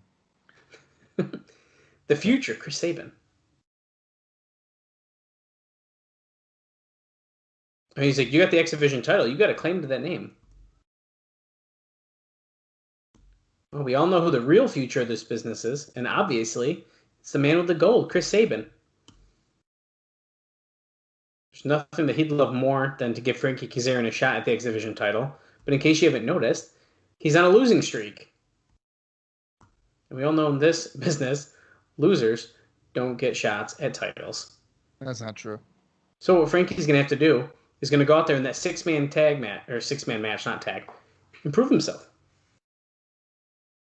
If he gets 10 or 15 more wins, then maybe he might consider possibly thinking about giving him a shot at the X Division title. If he gets Maybe, Scott, maybe. He walks away. If he gets like a 4-month winning streak, I'll think about it. Ladies and He's gentlemen, still saying maybe, like maybe. way off screen. Oh, and this is Primetime Elix Skipper. Primetime. Oh, this is the same video we saw, it looks like. Yeah. Pound for pound, I'm the best wrestler in the world. He might be onto something there. See, now, but I like this stuff. No, this is good. It introduces, I mean, sure, we've obviously seen these guys for the better part of a year now, but it introduces them in a different way, so. And it kind of lets them speak for themselves a little bit because Skipper's talking a couple times, but he hasn't had his like own time really. Right. Speaking, Triple X baby, Primetime Elix Skipper on his way to the ring. That was April dancing, by the way. Sure was. He's not dressed to wrestle. He's wearing shiny gray pants and a tight ass red shirt.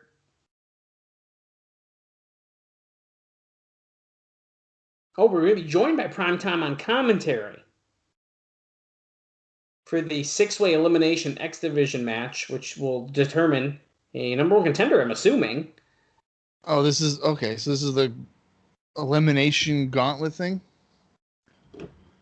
Yes, all right, that's a is it Tony Mamaluke or what? No, they didn't call it number 1 contender, but I don't see a from lollipop. South Beach. Kid Romeo back again. Okay. I'm cool with that, dude. Kid Romeo. Check him out. I think he's pretty good. He should have had a tag team with Buff Bagwell, and they should have been known as the Gigolos. I don't know why TNA didn't do it. Missed opportunity. Wait, is that Lollipop? That is. Yes, that's Lollipop. Okay. Oh shit. Matt Sydal, Evan Bourne. I'm fucking hyped now. Matt Sydal on a TNA weekly pay-per-view. I did not know this was going to happen. This is cool. Yeah, in this era, Matt Sydal is a lot of fun to watch. Oh. Altar Boy Luke. He's literally an altar boy. Wow. Is he going to be with Daniels, you think? Dude, I was just saying, how perfect would that be? That'd make a lot of sense. From Parts Unknown. That's not Delirious. That's Matt Striker. That's Matt Striker. Oh, that's Delirious. Matt Striker must have missed his cue. That's bad. But yeah, Delirious is here on pay-per-view too. Wow. Oh. I don't know if I ever knew that Delirious would be on this. Or at least not remember it. Oh, and then the final entrance. Okay. We know who's winning this match. He's the only one that gets like a fucking video on his entrance. Give me a break. What are your feelings on Delirious, by the way? Just curious. There was a point where I really enjoyed Delirious, the character, and then I want to say I got to a point where I just found him really annoying. And I want to say it was like 2010. Oh, it even lasted that long? Yeah. I don't know if I have a strong opinion one way or another, but I feel like I'm tilting toward the I don't really care for him kind of thing. It was a good character when it was a darker themed, and then it eventually just became a comedy act. I've only really seen the comedy act part of it, so. Yeah, when he was in Age of the Fall, I think that's what I'm thinking of.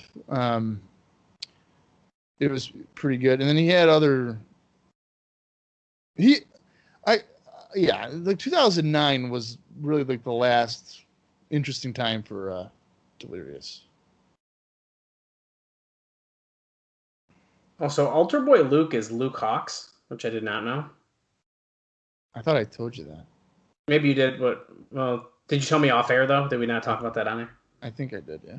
Okay, then I'm gonna. Yeah, I didn't know who that was. So that's kind of cool. Cox.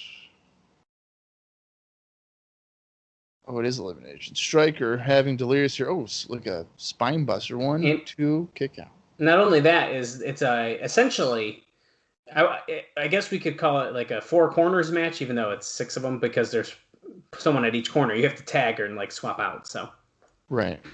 I'm six corners. surprised. I'm surprised that Kid Romeo would agree to do this match because he never really got an X Division title match, and he's like consistently in the final three. Oh, Kazarian almost got a roll up there on Delirious for The Mahi Straw Cradle. Look at me listening to Mike Tenay. Yeah. Altar Boy Luke. Wait, Skipper's leaving. Dude's done. All right, Delirious kicking Altar Boy in the corner. Seidel, I guess, tagged in. Missile dropkick by Delirious. That looked good. Seidel's like, get up as soon as he got knocked down with a missile dropkick, so he's very impatient. Luke has got to do the typical spin around. Where is he? Cross body springboard by Seidel for a 2 count as well. I'm trying to remember my first exposure to Matt Seidel. It sounds bad, but I think it was like Wrestling Society X. Really? Slingshot clothesline by Romeo on Seidel himself. It's because our friend Jeremy, he's a big Matt Seidel fan, and so he that's how I've heard about him. I think my first exposure with him was on a IWA Mid-South show, and he wrestled AJ Styles. Oh, look at that! He just stood on Kid Romeo's back and then did a standing shooting star press for a 2 count there. And I'll tell you, that match with AJ Styles was quite good. I bet it was. I believe that was 2004. Which, head scissors by Romeo, too. I like Kid Romeo. I do, too, and I'm sick of hiding it. Yeah, I don't know why this guy never got...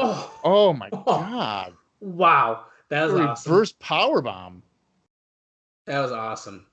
Kicking out. And the fact, I mean, he does it to Seidel, the one guy that's going to make it look even more devastating. Exactly. Frankie Kazarian getting tagged back in by Kid Romeo. I guess so. Kazarian and Seidel. Kazarian slammed him down. He goes to the apron. Comes in with a leg drop. Slingshot, leg drop. Can he get him? 1, 2, no. I think the first time I saw Delirious might have been actually at like a 2CW show or something. Really? I think it was. I think for me it was Ring of Honor. Or you know what? It was probably an IWA Mid-South show. What am I talking about? It probably was that. For a company that held shows in front of 15 people, a lot of guys that I first became familiar with were on IWA Mid-South shows. Well, that tells you. That's how they're good. They're good shit. Yeah. Striker and Kazarian both got knocked to the floor there. Seidel's teasing a dive. Oh!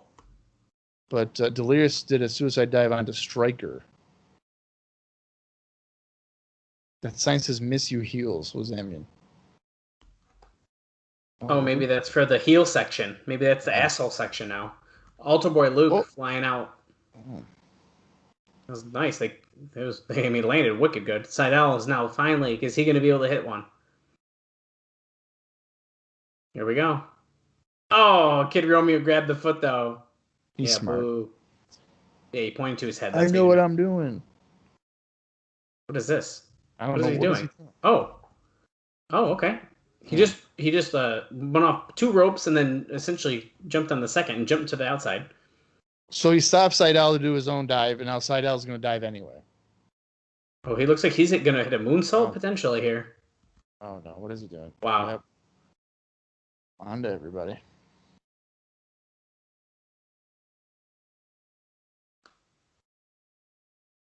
So we got Kazarian, and he's with Matt Striker.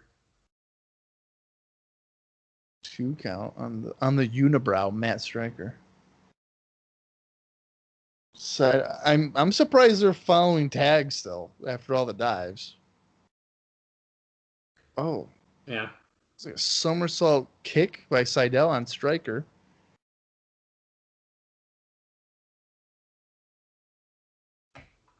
Oh, he barely hit him with a drop kick. 1, 2. Striker kicks out. If you're following along here, we're 45 minutes and 26 seconds into the show. Seidel missing a drop kick. Striker catapulting Seidel into Romeo. Oh, no. Romeo. Oh. The last kiss. Oh, that eliminates Matt Seidel. Altar Boy Luke gets in. See, now if I'm Jared, I'm thinking wow. I gotta sign Seidel. You would think so. The Holy Driver. Oh, and then he slipped on the rope. No, Altar Boy. He's like, wait, watch this, though. Oh, okay, that was pretty impressive. He was standing on the second rope on the outside of the ring and moonsaulted in. That's pretty impressive. Yeah, it's not bad. I also really like the half Nelson sit down slam he just did a minute ago. I was like really into that. Isn't Luke Hawk he's like a muscle guy now, isn't he? I think he might be. I think he is. Kazarian tagging back in. Delirious is on the corner. I didn't even see him.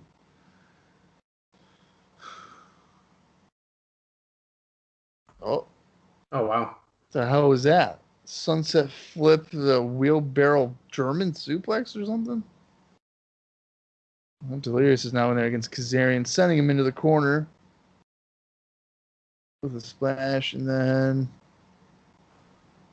camel clutch. Oh, no. Roll up. You got to count, Rudy. What are you doing? Oh, pump kick by Kazarian. I'm trying to find out how jacked he is now. Oh, yeah, dude. He's huge. Yeah, that's what I thought. Assuming this is... Oh, yeah, this is definitely the same guy. Yeah. Delirious is on Kazarian's shoulders. I forgot what he calls that move, but he did the electric chair with the holding. Back to the Future, I think. No, is it?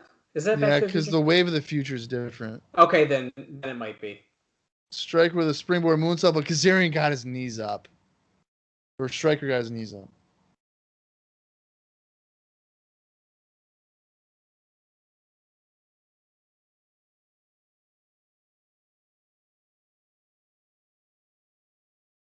Wow. Striker with a snap power slam on Romeo. 1, 2. I want Romeo to win this, even though I think it's pretty obvious Kazarian's about to win. Well, that's kind of the bummer here, to be honest. I think it's pretty obvious, but so be it. At least like we've seen Romeo, we've seen Striker. Yeah. That's true.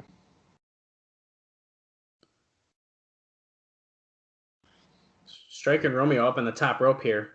Striker just keeps hitting him in the back. Is he going to do the last... Yeah. No, oh, no. Yeah.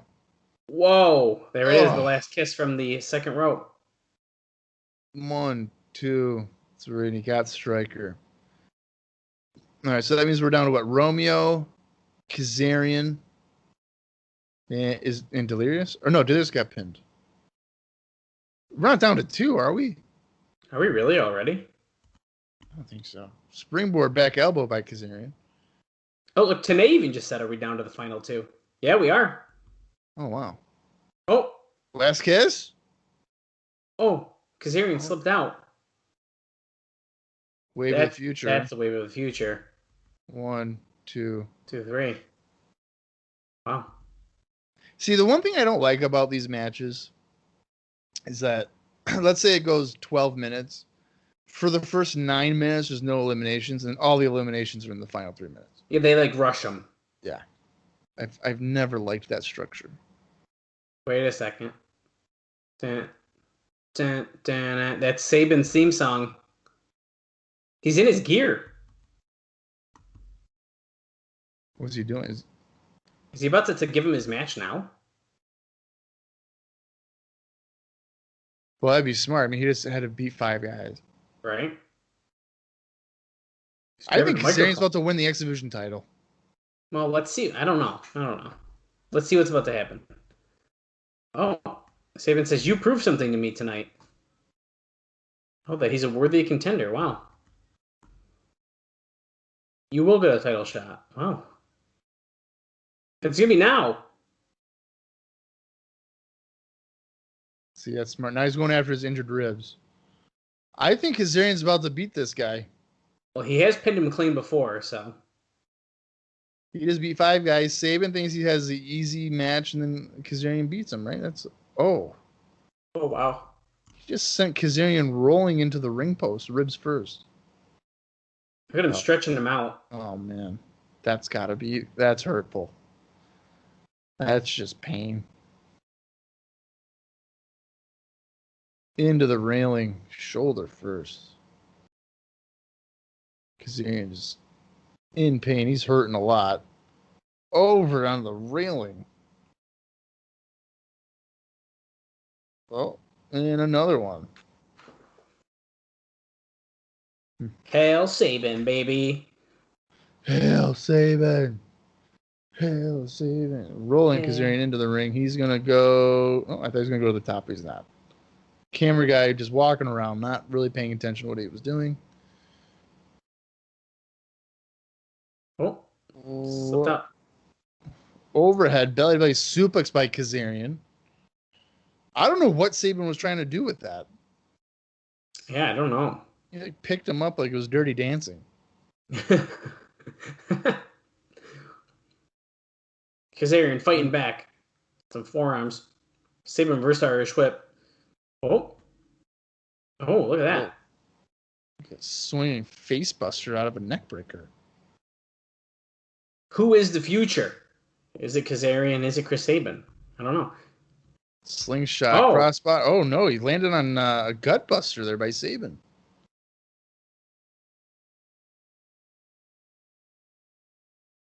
So we're brawling around the outside again.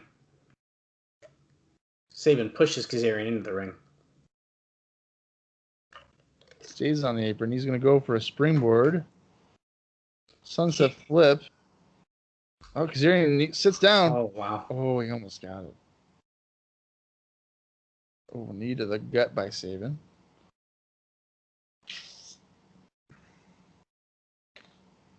Sabin climbing to the top. Kazarian stops him, though. He's going all the way up with him. Oh, no. Oh, is he going to do the flux capacitor? Oh, Sabin pushed him down, though. No. Oh, Wave of the Future? No. Oh. Sabin. What's this? Like a razor's edge. Oh, no. Oh. Like a running razor's edge into the middle turnbuckle. Holy crap. And then is look at that? this. There's the Future Shock. 1, 2. Oh, wow. That's the Future Shock? Yeah, dude. It's like he's kind of doing it a little different right there. Huh. I thought it was different. Oh, backstage. Update on Jeff Jarrett. My ribs hurt. He's just laying on the ground. He's bloodied, laying on the ground. Covered in blood, yeah. Oh, look it. Oh, Legend. They're back. Legend beating him up some more. Why is Russo still dressed like that? Why not, dude? He's got to stay like that the whole night. I wish that Russo would attack Jerry Jarrett. It's going to happen one of these days.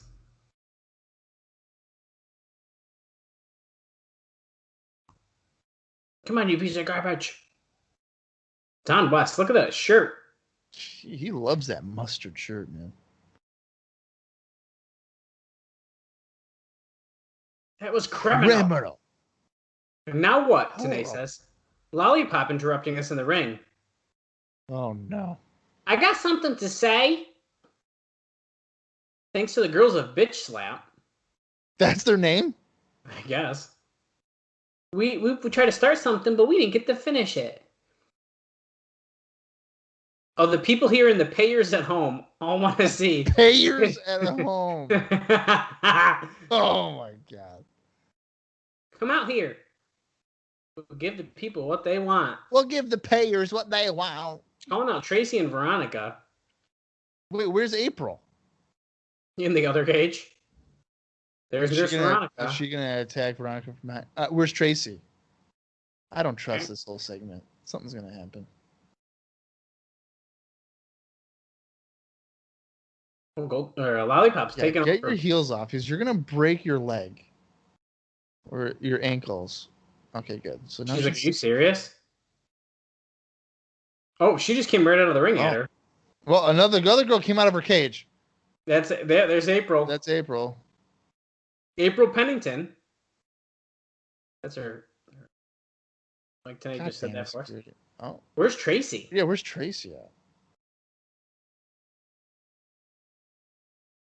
Rick Santel having a tough time with Nurse Veronica here. Crowd's yelling, wicked loud, let them fight. She's gonna fall out of her top. Look at Veronica knocking. Oh, come on, Santel.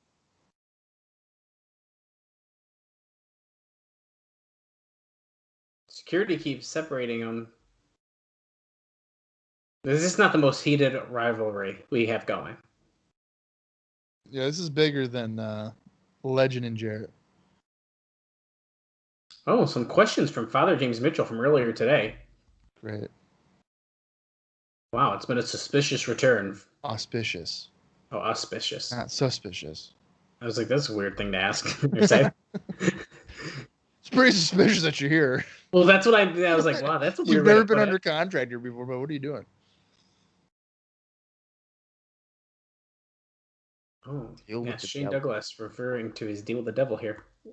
What's the association? It's very simple. He wanted to get into TNA. They wouldn't let him here. He said he asked if he would assist them, that he would take care of Raven. Oh, they both despise him for very different reasons. Kill one bird with two stones. See?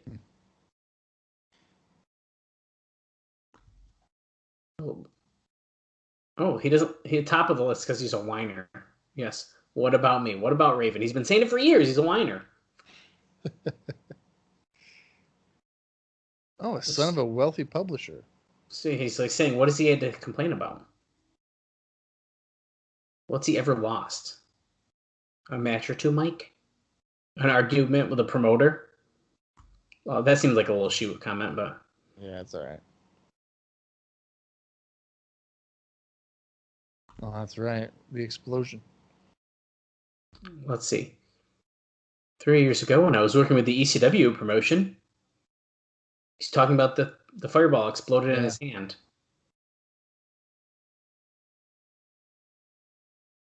Oh. He lost part of his fingertip. He had a hole in his abdomen. He has permanent nerve damage. He can't walk without a cane.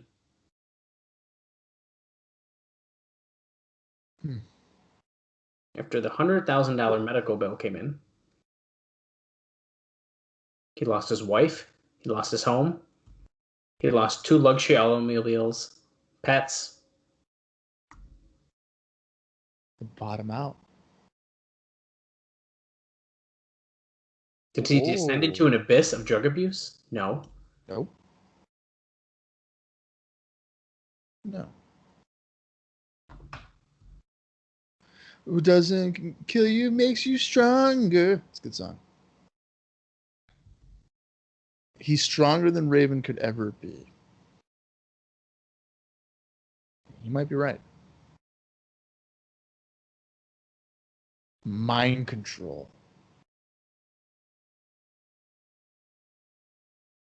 Do you think Raven's capable of mind control? Screwballs, dropouts. How much effort does it take to have mind control? That's not mind control. He's referencing De Niro and Punk, I think. Mm-hmm. Interesting.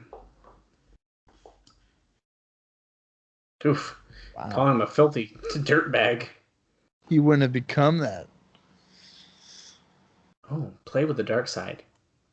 There's the keyword, play. You see the adjective here? Play. It's stick. For me, it's very real. He says, Look, when he watches TNA and he sees Raven sitting in a room with a pentagram with a bunch of candles, he has no idea what he's doing. Wearing an Ozzy Osbourne shirt. He's basically calling Raven a fake. Yeah. This is what I'm getting out of it, which is actually, this is pretty interesting. I like it because he's saying that he's like the real guy of mind control and evil, and Raven's just a phony. I like that. I like it. And there's when they threw the fireball at CM Punk.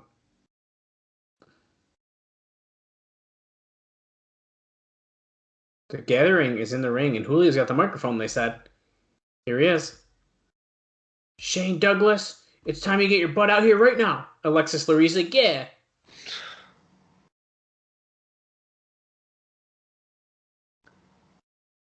He's burnt. You sent him packing. CM Punk's one of my best friends. You sent him burnt.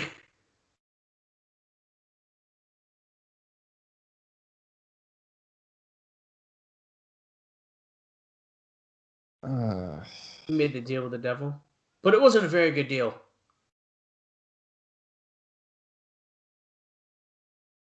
He's gonna wipe his. Oh, he's gonna wipe his ass with Shane Douglas t-shirt if he doesn't get out there. Oh, he just did anyways. Oh, he already did. He's coming out. De Niro might not be a good promo.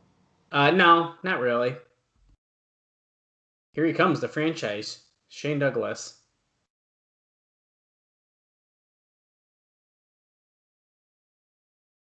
So here we go. Julio De Niro versus Shane Douglas. Bell rang. Ref wasn't even in the ring. Yeah, Rudy wasn't even there. How can the bell ring if he's not in the ring? Yeah, doesn't the referee call for the bell? Not in TNA. No. He just wiped his ass and then rubbed it in Douglas's face. So if Douglas gets pink eye in the next week or so, we'll know why. Doing like a mandible claw with a t-shirt. Fisherman suplex. Well, I guess that was more just a suplex. You know, he's choking him. That should be a disqualification. You can't be choking somebody. Oh, okay. Short arm clothesline. So, I don't know about you. It kind of feels like after the whole Russo impersonation that the show's gone slower. A little bit. I mean, that X Division match wasn't bad, but that was the sake of let's have a 6-man match to have a 6-man match. Yeah, we knew the outcome of that. I agree. It's definitely gone slower, but I can't say I'm bored or that I am not enjoying the show. No, I mean I can't either really. It's noticeable down. How much slower it's gone. No, I agree. Headbutts here by De Niro on the franchise. I'm surprised De Niro's controlling so much here. Oh, Douglas falling to the apron. Oh, he's gonna get. What is he gonna do? Is he gonna? Oh, leg drop. Okay. Oh, okay, didn't expect that, but I thought he was gonna catapult him into the ropes. So did I. Yes. Douglas making it well aware that he got rid of the NWA title belt about 10 years ago. And he thinks that Raven's trying to bring it back to life when Raven was trying to basically kill NWA with Russo too. It's all right, whatever. Douglas doesn't watch the show. He doesn't know what he's doing. Full Nelson slam. Why? Hey, man, who would think that 18 years later, Bob, that Alexis Lurie would be back with the NWA? You know, when it's just she went full circle. Yeah. Didn't she say she wasn't going to wrestle on the show? Oh, I guess that was the all-women show, right? Exactly. Yeah. I saw the same headline, like, oh, she's going to wrestle at the anniversary, and I was like, wait a second, that's stupid. But no, she said she's not wrestling on the all-women show. Right. But because she's producing, but she's wrestling on the anniversary show. Speaking of her, Alexis Lurie's beating the shit out of Douglas now. And I don't know what he's doing. Julio's on the stairs for some reason. Well, it looks like he gave up on that idea. Oh, sidekick to Douglas. Kick. Oh, he's going back to it. Why is he on the stair? I don't know. He's determined to just jump off it. Okay. He could have done that from the apron. The apron was higher up. Anyway. That's weird. It's the fire from Julio and Alexis here. But Shane Douglas has control now. He's got him up in a fireman's carry. Douglas TKO onto the Onto the steps. ring steps. Wow. Douglas looking to be a bit out of shape. The side profile there really kind of makes it pretty obvious. He didn't oil it up too much on the side, so. Yeah, I guess so. Oh, De Niro fighting back with right hands, forearms in the ring.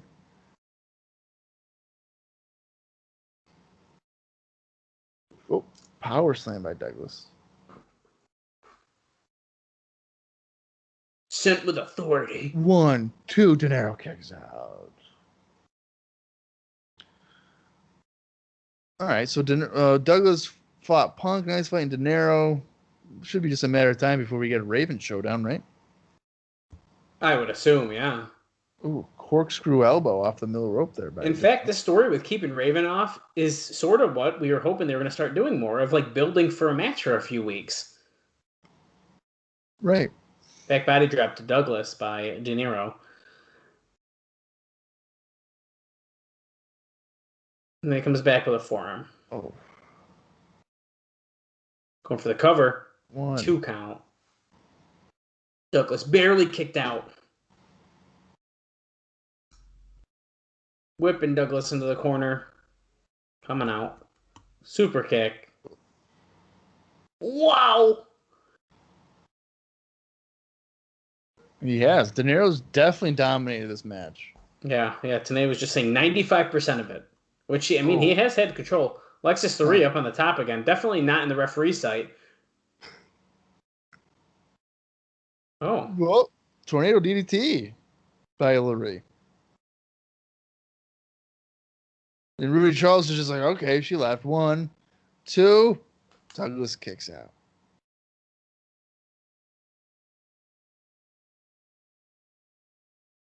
De Niro hammering away back on Douglas here. Charles distracted by Larry for a moment at least. Oh. He just got thrown into her. Larry got knocked off the apron. Belly to belly suplex. 1, 2. Douglas wins. I cannot believe this. The franchise. Father Jim Mitchell. Hey, I thought he couldn't walk without a cane. Well, he maybe he likes the pain. Okay. But yeah, well, it doesn't. I think he's a liar because he's walking without a cane. Oh, is Well, he like, gonna he's gonna- shoot him with the freaking sparkler thing? It's a fireball shooter, dude. It's a sparkler. We're delaying though. Someone's missing their cue. Oh wait, here we go. Oh, Alexis Lurie. What is James Mitchell doing? I don't know. What is De Niro doing? Is he? Something's going on here. Something's got to happen. Oh! Oh!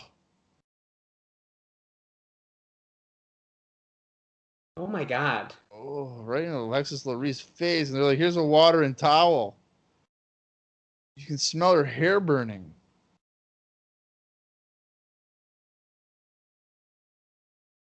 Okay, Douglas just hawked a loogie. That was great. That was the most disgusting thing out of the whole segment was seeing Douglas hawk a loogie. I don't care about a fireball to her face. Oh my God! How are there all these fireballs and no actual burning? Oh, Legends. Oh, wait, Jarrett's on a stretcher and they're just tipping it over. Where is security? Dude, the red shirts do not give a shit. Wait, who's that? Jerry Lynn? That's Jerry Lynn. Someone in his underwear? Oh, it's James Storm. Oh, that's James Storm. D'Lo, there's the red shirts. D'Lo took Russo by the neck. Whoa, okay. They're definitely putting over Legend. I mean, jeez. The guy won't stop. Oh, fucking God. Harris Brothers song That's playing. a Harris Brothers song, yeah. Oh, wait. Is it Ron or Don fighting? Don. Heavy D. They still the nameplate Harris Brothers, though, but it is just Don having a match here. Great. Just what I want is a Harris Brothers match. A singles even. Match.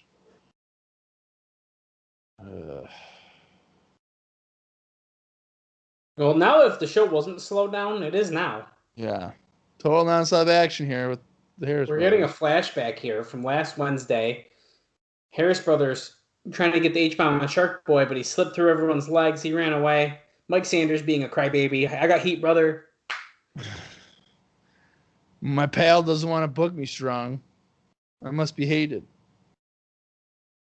Oh, Shark Boy against Don. Okay. Here he comes. I feel like TNA doesn't even know what. Well, all right. It's Don Harris against Shark Boy. They're telling there can only be one Harris brother. They were like, well, Jerry told us we're both wrestling, and they're like, well, Jerry's confused because you guys look the same.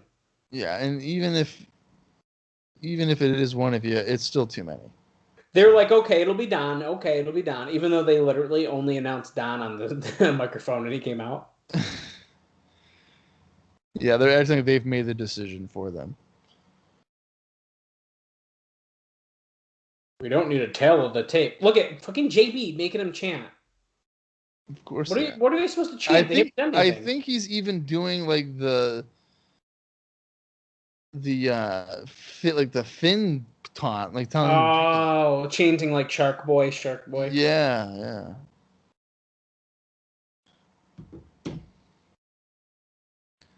I think the crowd's getting a little burnt out, to be honest with you. Well, it's been a crazy, chaotic night, as Mike Tenay has said, and it definitely has. You know, I'm so hyped right now. I'm ready to watch another show after this with you, Bob. So I hope you're ready. Yeah, I'm gonna pass on that. I even got my notes ready. Well, I guess you'll be doing the show solo because I'll probably fall asleep by the time the show even starts. Okay, fair enough. We're at 1 hour, 12 minutes, and 26 seconds. Oh, Bob, I got like a second on you or so. Yeah, I know. I could tell. I mean, you could easily just hit your pause button real quick and then like replay it, and then we'd be at the same part. But you probably don't want to do that. Well, I won't do that just because, like, I don't want to mess up our fans. I've already been given them my time. I hit play when you said play. You apparently waited a second. No, I hit it when I said play. It's okay. 1 second doesn't matter. Don Harris has Shark Boy up on his shoulder. Oh, slipped out. See, now I didn't know that until I saw it. So stop it. Shark Boy, raw! Kick out by Shark Boy. Or Don, or whatever. Don Harris sucks. Dude, Harris Brothers are so good, man. I've been reviewing Memphis 1988, and I've gotten to the point where they are regulars and, in fact, the tag team champions, and I'm living for it. That sounds like trash. But you know what's funny is that these guys in 1988 they have a full set of blonde hair, no tattoos, and they wrestle in just regular trunks. So I'm really curious as to when they become Nazis. Because all right. Well, Ron just threw Shark Boy into the guard railing. Not very protected either.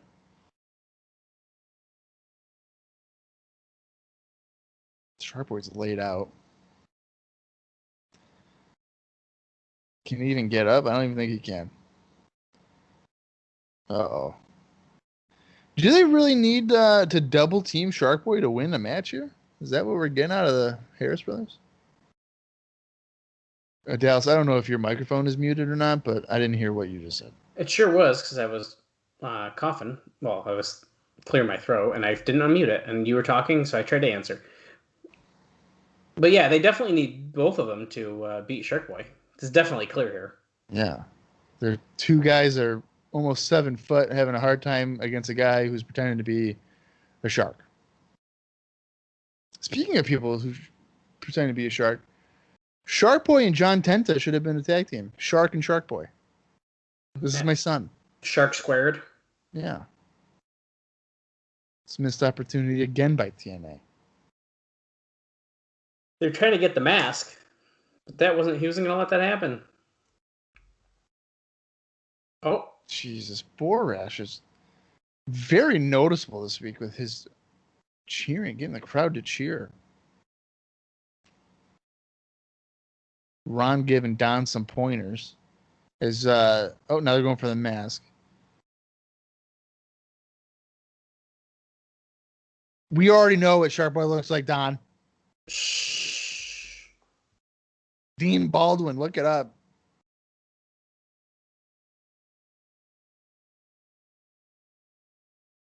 Boy. Is Shark Boy about to win this match, you think?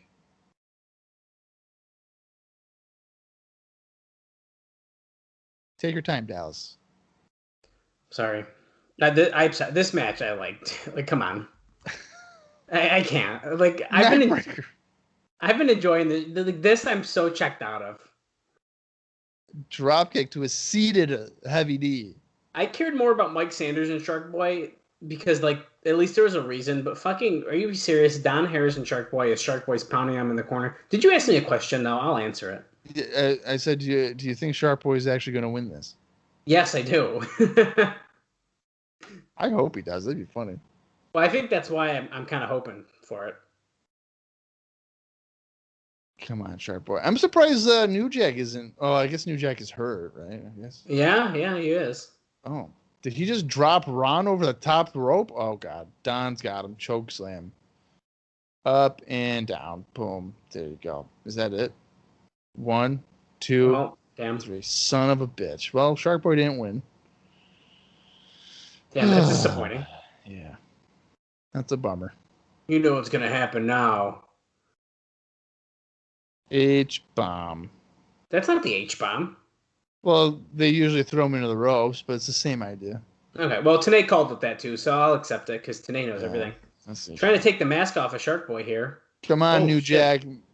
They're ripping it. They got it. They got it off. Oh, what the hell? No. No. Oh, shit. He has another mask on.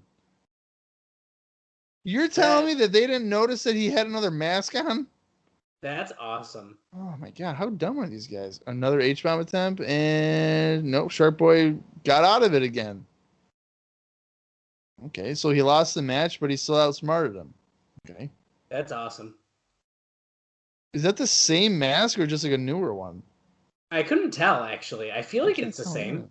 It looks the same. The fin looked a little smaller, but I'm not sure. Yeah. The heck? The TNA Weekday Update with 3 Live Crew. Oh, this is an SNL bit. K Diddle with the sports. Weather with the suntan Superman. I don't understand. Wait, our top story tonight. Well, we've officially heard the name 3 Live Crew now. Yeah.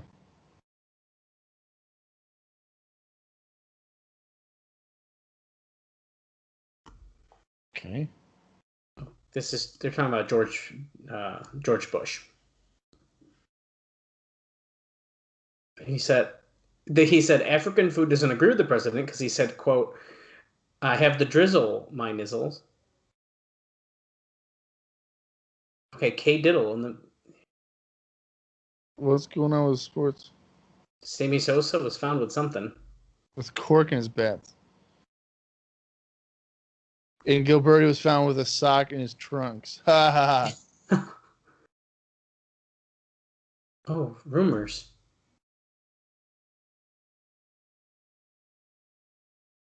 Wow. What did they just say about Hoovy? Something about him not being a 19-year-old involved in a sex scandal, and then BG was like, he's not 19, he's 20. Jesus.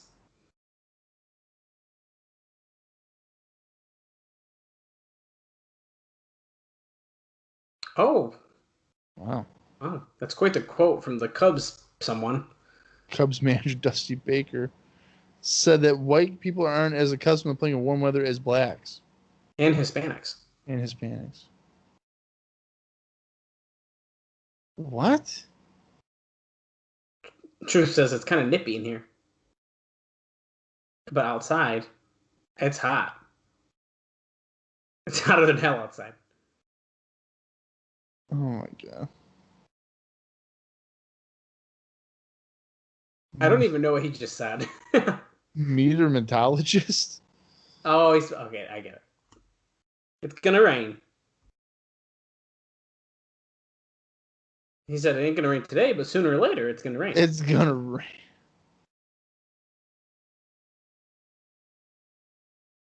Oh my god. You know, at least he knows that the weathermen really all they do is just gas. It's gonna rain eventually. I mean, come on.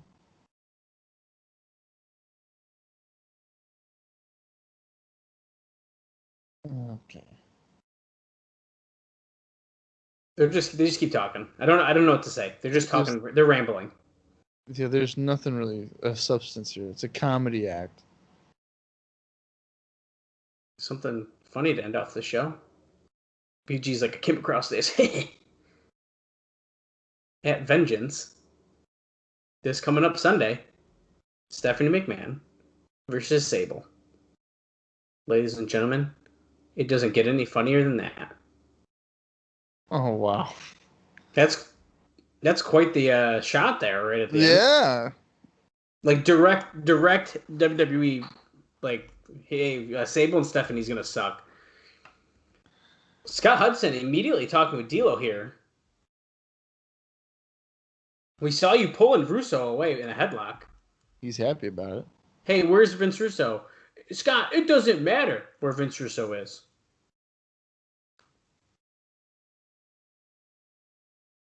Oh, shit. He wants a fair shot. Hey, here comes AJ. And then now they're going to brawl. Oh, now security's here.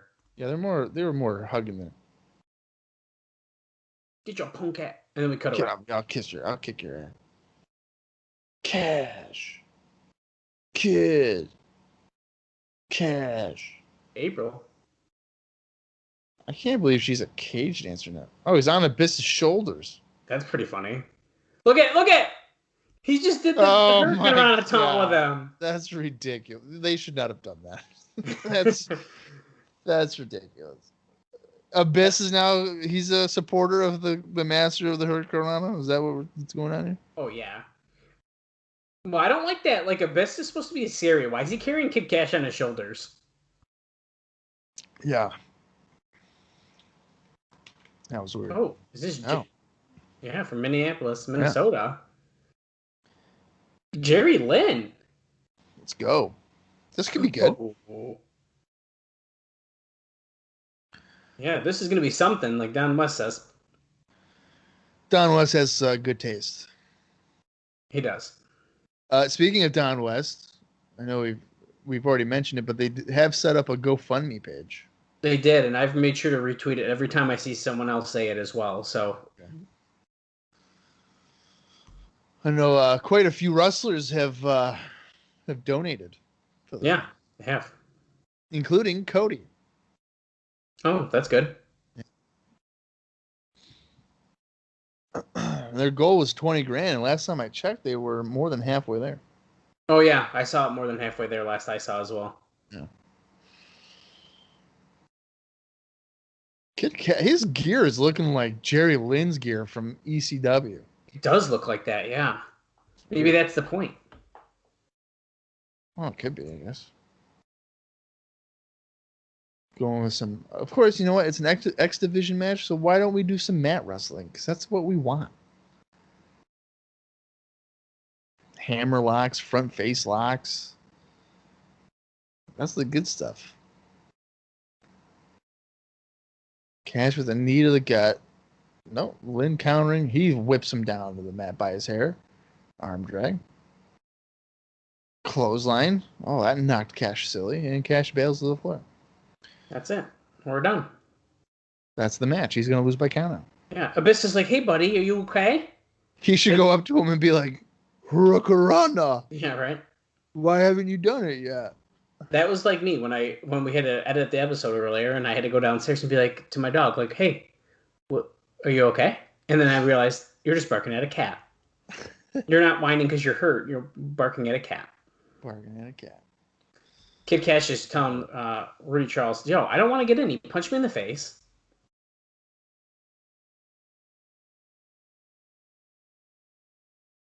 Oh, Sandman's getting a hard 10 trophy. Did we know there's a trophy? No.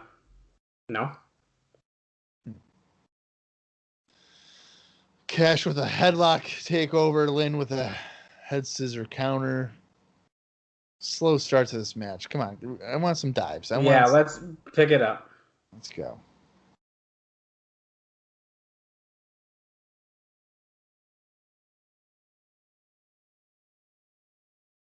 Great. Oh, Dallas. This stuff drives me nuts. Why are we doing it? Why are we stalling? I don't understand.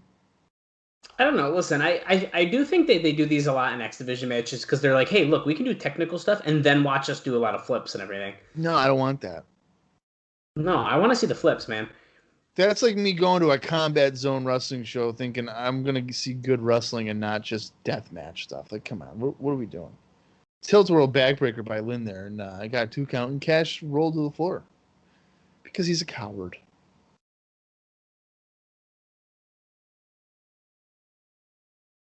Oh, yeah, great. Cash walking around ringside, holding his bag. Abyss just standing there, not doing nothing. Typical. 6'8", 307 is Abyss.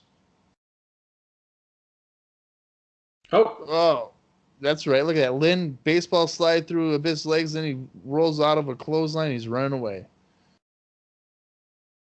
Way to go, Abyss. Lynn with Cash with trying to go with a single shot suplex, but Lynn counters with a roll up. Could he get him one? No. Jerry Lynn is our favorite pro wrestler. You just get Abyss catches him. Abyss. Torture act. Is he going to hit the shock treatment? Oh, is he? Oh! He sure did. And you know what? Since Abyss landed on his knees on the floor, that hurt Lynn more than it would in the ring. Yeah, it's the same thing as if two guys have 2 taped fists. It's like you can't knock the other one out because the other guy also has the taped fist. Exactly. If you want to take a look at, what's it, Starcade? No, sorry. World War III. World War III, 1995. Yeah. Which at some point will be released on Icopod. Oh, look at Kid Cash is doing the claw on Jerry Lynn's face. The Iron Claw. Dangerous.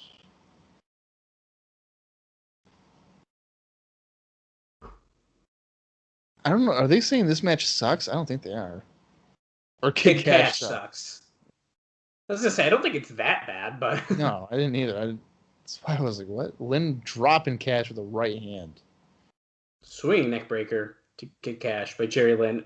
Abyss is on the outside, like, why am I here? I feel like he's...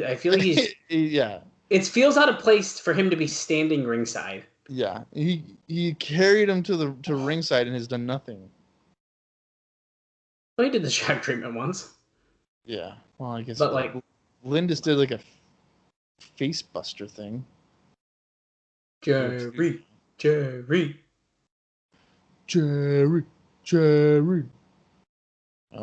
Oh, Did the ref get nicked right there? Well, he's holding his face, so I'm going to assume yes. Oh, wow. Oh, low blow by Kid Cash to Jerry Lynn. Rudy's really going to milk this. Oh. TKO by Lynn, and he hits it. And, of course, Abyss knows that's his cue, so he's going to come in there, and he is going to beat up Jerry Lynn, of course. Referee's, like, sort of getting up, though, so... Yeah, he can definitely see here, right? He's really milking this. Pop-up dropkick to Abyss. He's pretty much looking as the referee, not doing anything. Ref's looking. He's looking. Oh, Jerry Lynn hit a tornado DDT, knocking Abyss down finally, and then he's kind of getting out. No, he didn't get out of the ring yet. Okay, come on, ref. Tell him Abyss to get out of there. Abyss is like, let me go to the middle rope. Oh, Jerry Lynn hit a low blow. Oh. What the fuck? Lynn flying up. Yeah, wow. Right out of Kid Cash's playbook, he is the master of the Hurricane Rana, after all. That was a good bump, too, there. Look at the ref like, dude, you got to get out of here. Can you get out of here? Who's this? Just incredible. Oh, hey. Oh, I flipped him. Oh, Kendo's. Oh, so that's got to continue. Cash has got the roll, but Biss is probably like, go look at him. Oh, and he won the match. What a cheater. Well, that was a disappointing match, but that whole thing was probably just for Credible to be a prick. Yes. Oh, a video package on Ace in the Hole, Sonny Siangi. From the Isle of Style. We've gotten 3 video packages. Daniel, Skipper, and now Siaki. You can call me it. Ace in the Hole. Now you notice that they're doing video packages for people that were in sex.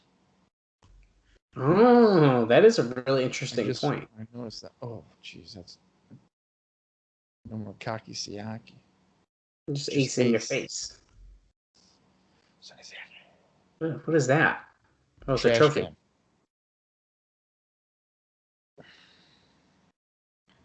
There's very few. Mike Tenay's in the ring here. There's a trophy on top of a trash can. He thinks of Abdul the Butcher and Terry Funk of people you can truly consider hardcore.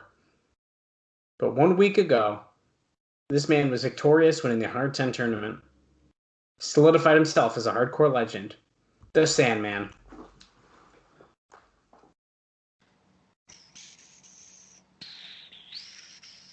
He looks like he had a few brewskis in the back, but here he comes. Yo! Yo! You want to get extreme? You want to talk about hardcore? So I'd like to point out, they just got a close-up of the trophy. There it is. A better close-up. Sandman, the first ever Hard 10 tournament winner, and there's blank spots, which means it might actually be continuing. Oh, my God. Do you think that he has the trophy still? Well, he is I'm going to take a shot in the dark here and say it doesn't actually end up continuing. And that trophy ended up in the dumpster behind the fairground building. You really think so? No one has that trophy. There's no way. How does it feel to be the first ever Hard 10 champion? I'm hurting. He's like, so Mike Tenay goes, I see that. I'm in pain. Is this one going on a mantle above the fireplace? What?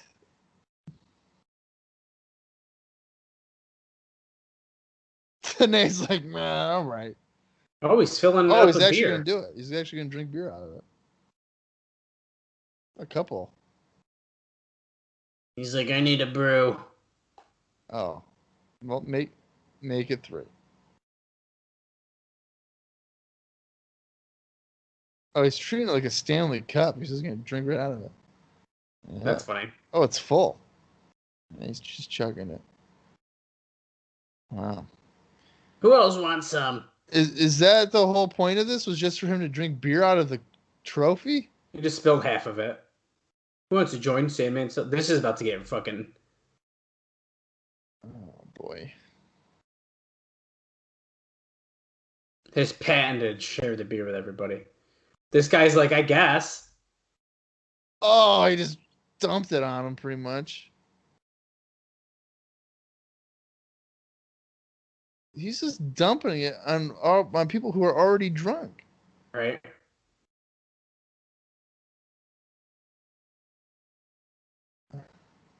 This is like, if you think about it, they're all touching lips to it. It's almost like the whole like Joey Ryan lollipop thing. Not really. Whoa, shit! Who the hell is that? Is that Vader? I hear a voice. He's showing on the microphone. Oh shit! That's Don Callis. That's Don Callis. Who the fuck is this big guy? Well, Sandman, it seems like you're still the same pathetic, ruthless piece of garbage that you were the last time I saw you.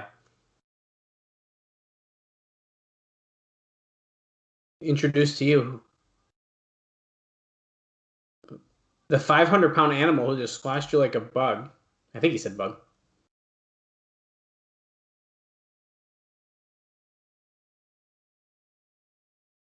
Edward Chastain? Who in the world is that?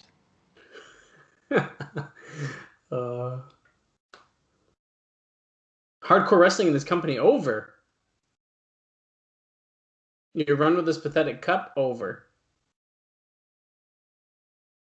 Once and for all. Your career is over.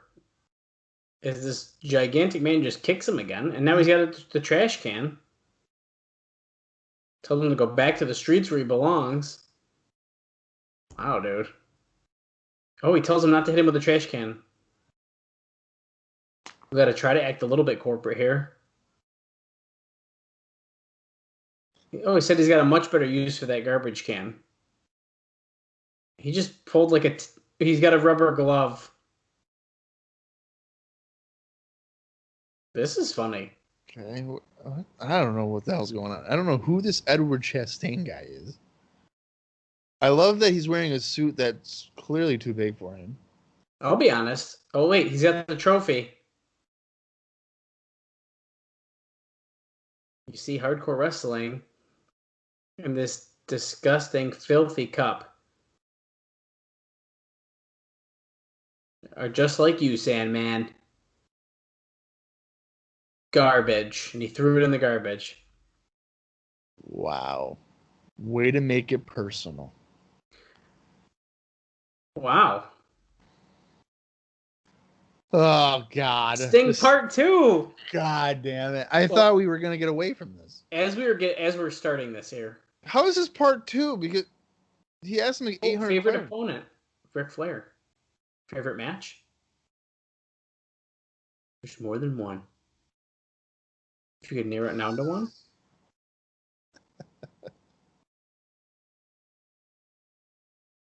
Great American Bash 1990.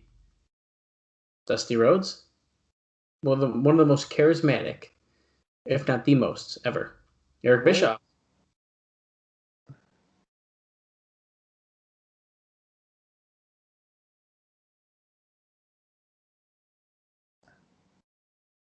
Gotta give credit where credit's due.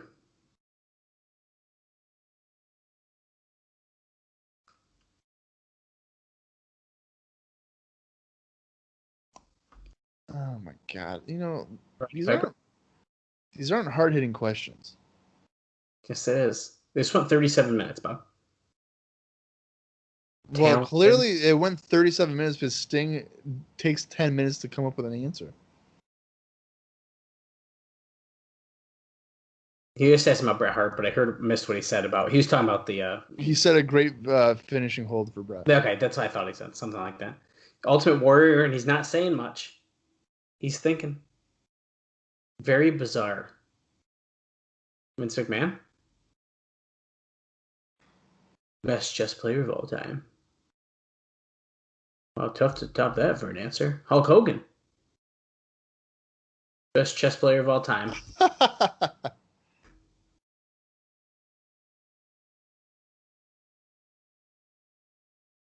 The Michael Jordan of wrestling. Randy Savage. One of my Scottie favorite Pippen of pro wrestling. Thoughts on the impact that the internet has had on professional wrestling the last couple of years? He says, it's good and bad. He said, I really stopped paying attention to the internet. Even when people were writing good things about him, there's always going to be those that want to rip you up. So it's every now and then someone will say, do you hear what so-and-so said? And they'll read me this little thing they got. And they just rip and tear it to shreds. Some of them, that's the only thing they know how to do. Is he talking about me? Yep. Next week. You watch it because you love it. He's going to ask the same shit next week. Final edition of Nitro. Last match, maybe forever, with Ric Flair. Unbelievable, unprecedented, unreal. Sting behind the paint. So what I was going to say before that is I was waiting for that big guy for you to be like, Dales, you don't know who that is? I have no idea. Oh my God, Trinity. Yeah, Trinity's got quite the outfit on. Whew. Scott Hudson asks Trinity where the champion is.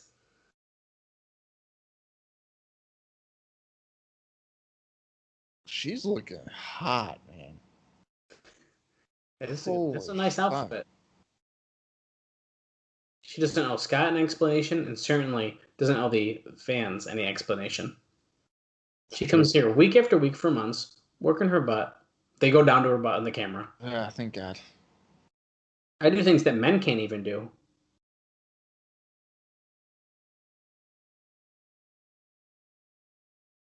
I don't have to prove myself to this company or that nobody, Kid Cash. Oh, so she still doesn't like Kid Cash. Yep.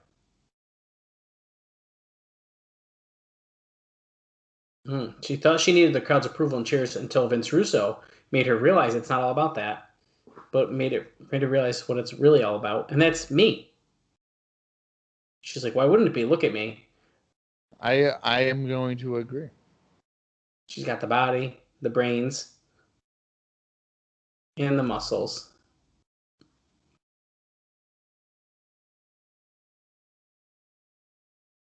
She doesn't have to get her hands dirty anymore. Because Vince has much bigger plans for her. She's just about done talking to you nobodies anyway. And then she calls out D'Lo. You want to play hide and go seek with Vince? You're messing with the wrong people. And by the way, hi Goldilocks, she says. Of course we know Goldie is not here again this week. Yeah. She must have been really impacted by that chokehold.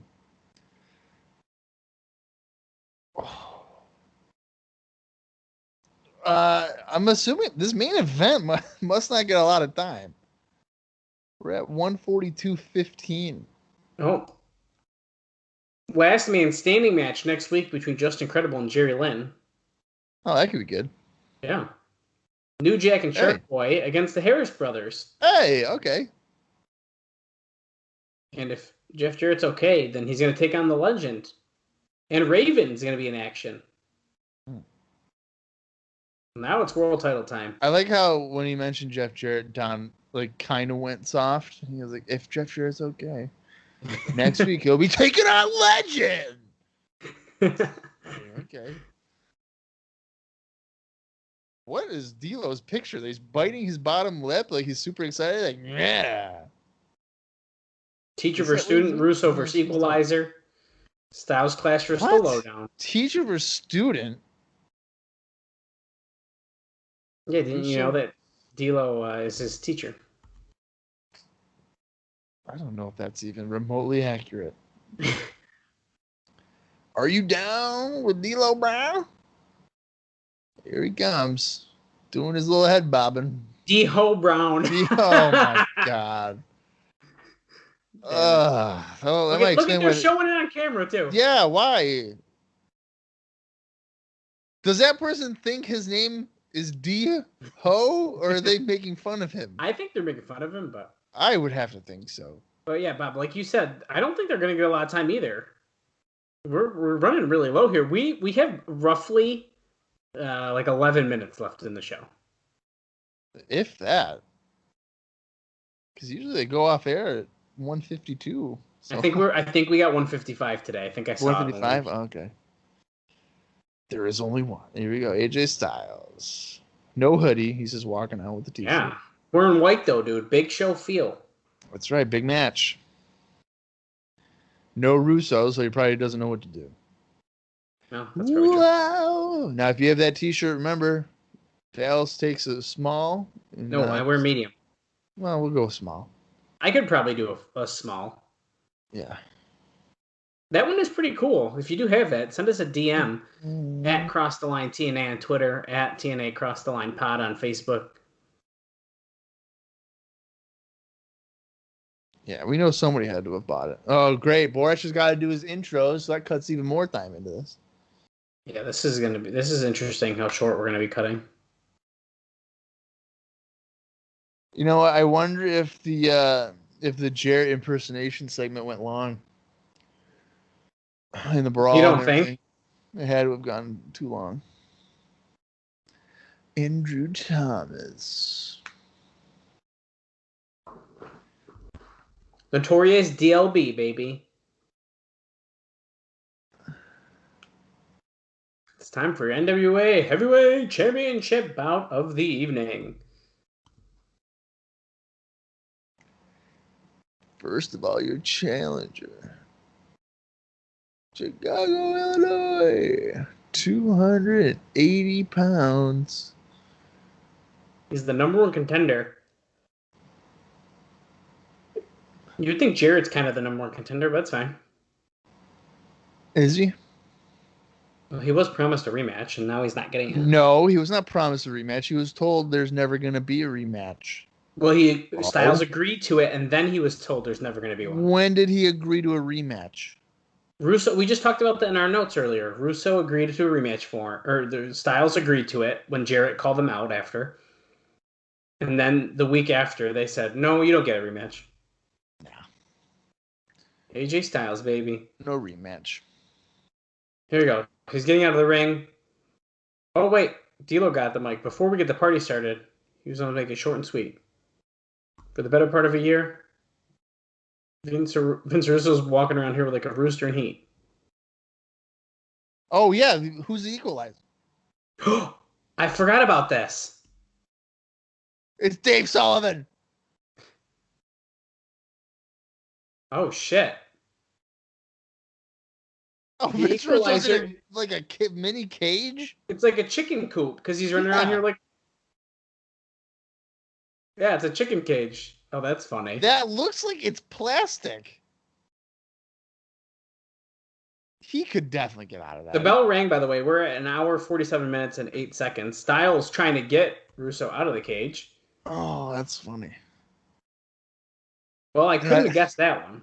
No, I was never not going to be anywhere near guessing that.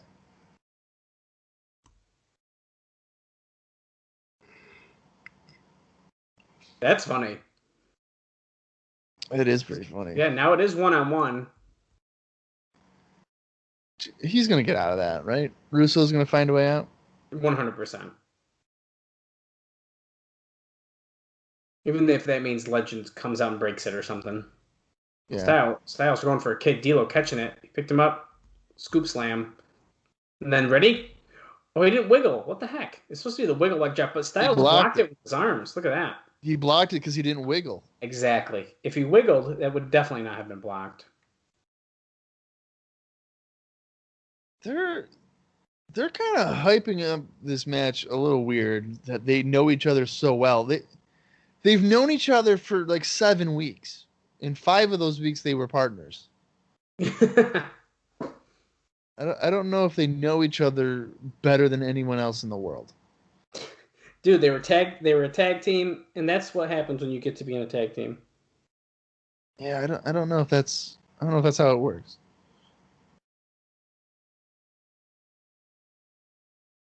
Side headlock here by Styles, who might not be aware that we're running out of time on the show. We got to get some... Oh, nice back suplex by D'Lo. D'Lo going now. Oh, onto the apron, and he just jumps down. Okay. That was very anticlimactic. Yeah, I thought it spears him into the guard railing. Wow.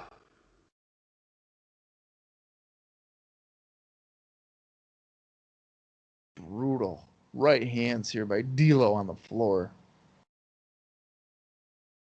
I love that Russo's still in his Jeff Jarrett gear in a rooster cage. Whoa. Styles just slid underneath the guardrail after D'Lo Irish whipped him, but he's just walking alongside of it, so that's not going to go very far. No. The fans tried to catch him. Yeah, they try to prevent him from hitting the ground on a clothesline. Russo in the chicken cage, still hilarious. I like that the red shirt security helped bring him out. Yeah. Slingshot senton by D'Lo from the apron into the ring. 1, 2. Styles kicks out at 2. Yeah, because aren't the red shirts like with him? I don't know if they're necessarily with him, but like, because they've been with Barons and stuff like that as well. So Yeah. I don't think they have an alliance, but they definitely don't ever stop Russo doing anything. A cutter by D'Lo for another 2 count. Styles kicks out. They did show up when they were at the ambulance in the back earlier, I think. But regardless, look at him yelling on the cage. I really feel like if Russo just calmed down, he could probably just kick his way through that cage. Oh, wow. Look at that. Hurricane Rana by AJ Styles, the true master of the Hurricane Rana. Oh, man, spin kick. A spinning heel kick takes down D'Lo. As TNA is telling us so nicely. Styles slapping D'Lo Brown, give him a nice little forearm, knocking D'Lo to the floor. Springboard Styles, I ain't doing that. I'm phenomenal. Hey-o. I'm awesome. I don't need to do dives anymore. I'm a champion. Yeah. How do you guys like that? I'm not X Division. I'm a heavyweight. Oh, shit. Oh, so he does it anyway. An even better dive. And the fans are like, fuck yeah, this guy's awesome. That was pretty impressive. See, how... But my point, how can you boo that?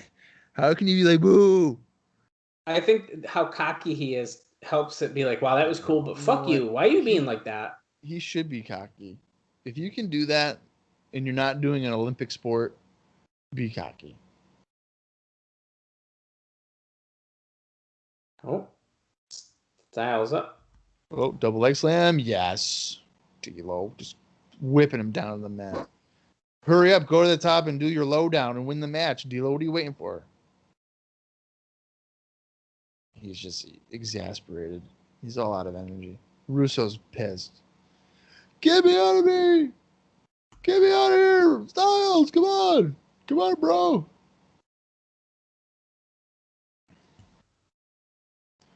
Oh, D'Lo blocking another spinning heel kick. Nice block. Just a couple punches, knocks Styles down. D'Lo hyping up with a clothesline. And then Styles gets up to another clothesline. And he's getting this is reminding me of the Ultimate Warrior. Shoulder block? No. Nope, they're down with the Brown as he gives him a back body drop. Even better. 12 feet in the air. Oh, spine buster. Oh yeah, are you ready for this? Hey Bob? No. He kind of wiggled a little that time, but see if you notice, Styles didn't block that leg drop. So that's right. Oh, Trinity apparently just walked by Russo, so she's on the way down here. There she is. Well, why wouldn't she? Oh, look at Trinity. Why wouldn't she just like get him out of the cage? Moonsault, corkscrew moonsault. The referee distracted by Styles. 1, 2. Oh, D'Lo kicks out at 2. That's my favorite attire for Trinity. She needs to wrestle in that. In my professional opinion. Styles exhausted. This has been a long 6 minutes. D'Lo almost collides with the referee, but Styles kicks Andrew Thomas's head off.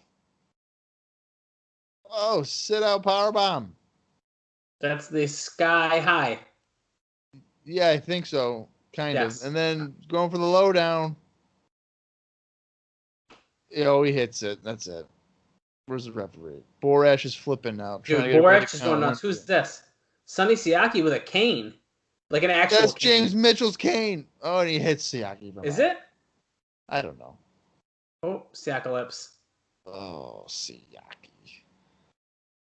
Russo's pretty happy about that. Styles coming to the top. Oh, shit. Oh, nice frog splash. 1, 2. Wow, he beat D'Lo with his own finishing move. Russo's very emotional in the coop. So I don't understand. So it's like some of these guys in sex are still together, but they're not sex. Yeah, it's kind of weird to be jumping one group and then making just a new group. Like, that's weird to me. With the same guys, like just another name. Well, a bunch of them, yeah. But we have Legend, we have Trinity. Did she have the key this whole time and she didn't let him out? No, she got it from D'Lo, I think. But now they're locking D'Lo in. No. Oh, come on. Today can't believe that they would do this. This is so embarrassing that he's in a cage. Oh, my God. What? He's got a baseball bat. As if that's doing anything. It's literally doing. It might be hurting his ears. I don't know. Oh, no, he's tipping it over. He's gonna fall through the cage. What are you doing, Vince? Oh, the bat just fell in. The bat. He's got the bat now. Yeah, get it back there, AJ. Wow. Yeah, see, the cage is definitely. The door is like off the hinge or whatever. That's. Oh no, that's broken for sure. Well, I don't understand the point of that ending, but whatever. All right. Well, your runtime officially for what we have is 1 hour, 55 minutes, and 35 seconds. So, Dallas, what do you think of that one? There's a lot to unpack on that show. I mean, a lot of stuff happened. Yeah, but was it good stuff? That's the real question. I don't know. I feel like I had a pretty decent time during that show. I'm gonna say good. I didn't want to. I almost didn't want to say good because then you feel like you'd laugh at me. But I had a good time. I definitely think the first 30 minutes was the best. Yeah. I don't necessarily feel like we went downhill, but I do feel like that main event was super disappointing. It was good and all, but it wasn't what I was sitting here like, man, the last time these guys fought, it was really, really good. And then this time it was like, okay. I think they just didn't have the time to do it. Yeah, I do think that is definitely part of it, to be honest. Yeah. So yeah, I think the first like half hour was pretty good. And then I don't know, I just felt real average. So I'm like going thumbs in the middle, I think, on this one. I don't know if I can give it a thumbs up. I mean, I think I got to agree with you. I think I just got to go right in the middle. I mean, I had a good time, but I think it's a similar situation as last week. Like, yeah, it wasn't a bad show, but like, what happened? Yeah, and like that main event, I was really looking forward to Styles and Brown, and I don't think that was a satisfying match. That really disappointed me. Yeah. Yeah, well, at least next week, if Jarrett's healthy, he'll be going against Legend Raven, they said, right? Would be returning. In action, yeah. Raven's in action. Jerry Lynn and Just Incredible on a last man standing match. Right. Maybe Sandman against the Edward Chastain guy. I could potentially be there. I know the New Jack and Shark Boy against the Harris Brothers was announced. Yeah. Yeah. So. Yeah, and so Don Callis just made his debut, I believe. Yeah. I mean, he sticks around for a little bit, doesn't he? So we're going to be seeing him a bit more, I would have to say. This run, he's there for, I want to say, like 8 months. Yeah, that's a pretty good amount of time. Yeah, he's there for a decent amount of time. Well, I'm interested to see where that's going to go, because that seems one out of the blue, but I'm kind of okay with that. Like, I like that it's like, oh, like, what is going on? Yeah. I don't know what Edward Chastain. I don't like that part. I don't like, but you got to have, dare I say, the muscle. I mean, he wasn't made of a lot of muscle, but no. Siaki getting involved in the main event should be interesting to see if he's maybe going to get a main event kind of push, I guess, or a focus. I could get behind that. Yeah. Well, and I think it's interesting, we're getting all these little vignettes of, people we already know, but like Skipper and Daniels and stuff, so those spotlights. I think that's pretty interesting. So I think like that's fun because like, are they going to focus on these guys more? Because if we have like Daniels and Skipper, and I'll say low key as well, even though we didn't get a video of him, but if we get some of them like as a focus in the X Division, instead of just bringing in like random people every time they want to do an X Division match, I think shit's going to pick up. And I think they kind of need that though in the X Division, to be honest. Well, I would hope they wouldn't be limited to just the X Division. I would love to see them branch out into even the heavyweight title stuff or whatever. I think they could. I don't see why not. I'm just saying X Division because we know that's where they're from. Yeah. Yeah, that's where they're from, and also like, I don't know that I guess. I know they're going to have good matches if they do that. They'll have good matches anywhere because they're all, good people, but. Yeah. Yeah, I don't know. Well, we both thought it was a thumbs in the middle. At least it wasn't the drizzling shits. No, it wasn't. So that's a positive. Yeah, I think so. You got anything else for this week, Dallas? I don't think I do, man. I think we did good this week. This is good. This was a decent episode. I'm looking forward to next week. Really looking forward to actually what's going to keep happening with Jim Mitchell, Shane Douglas, and Raven. And if Raven's in the building next week, sign me up. I think that's the main angle to like hook people right now is definitely the evil that is Shane Douglas and Father James Mitchell against Raven.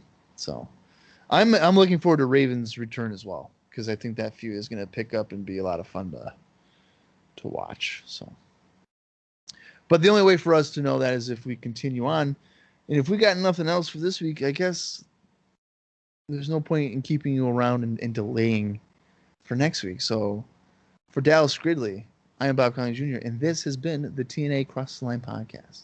Down with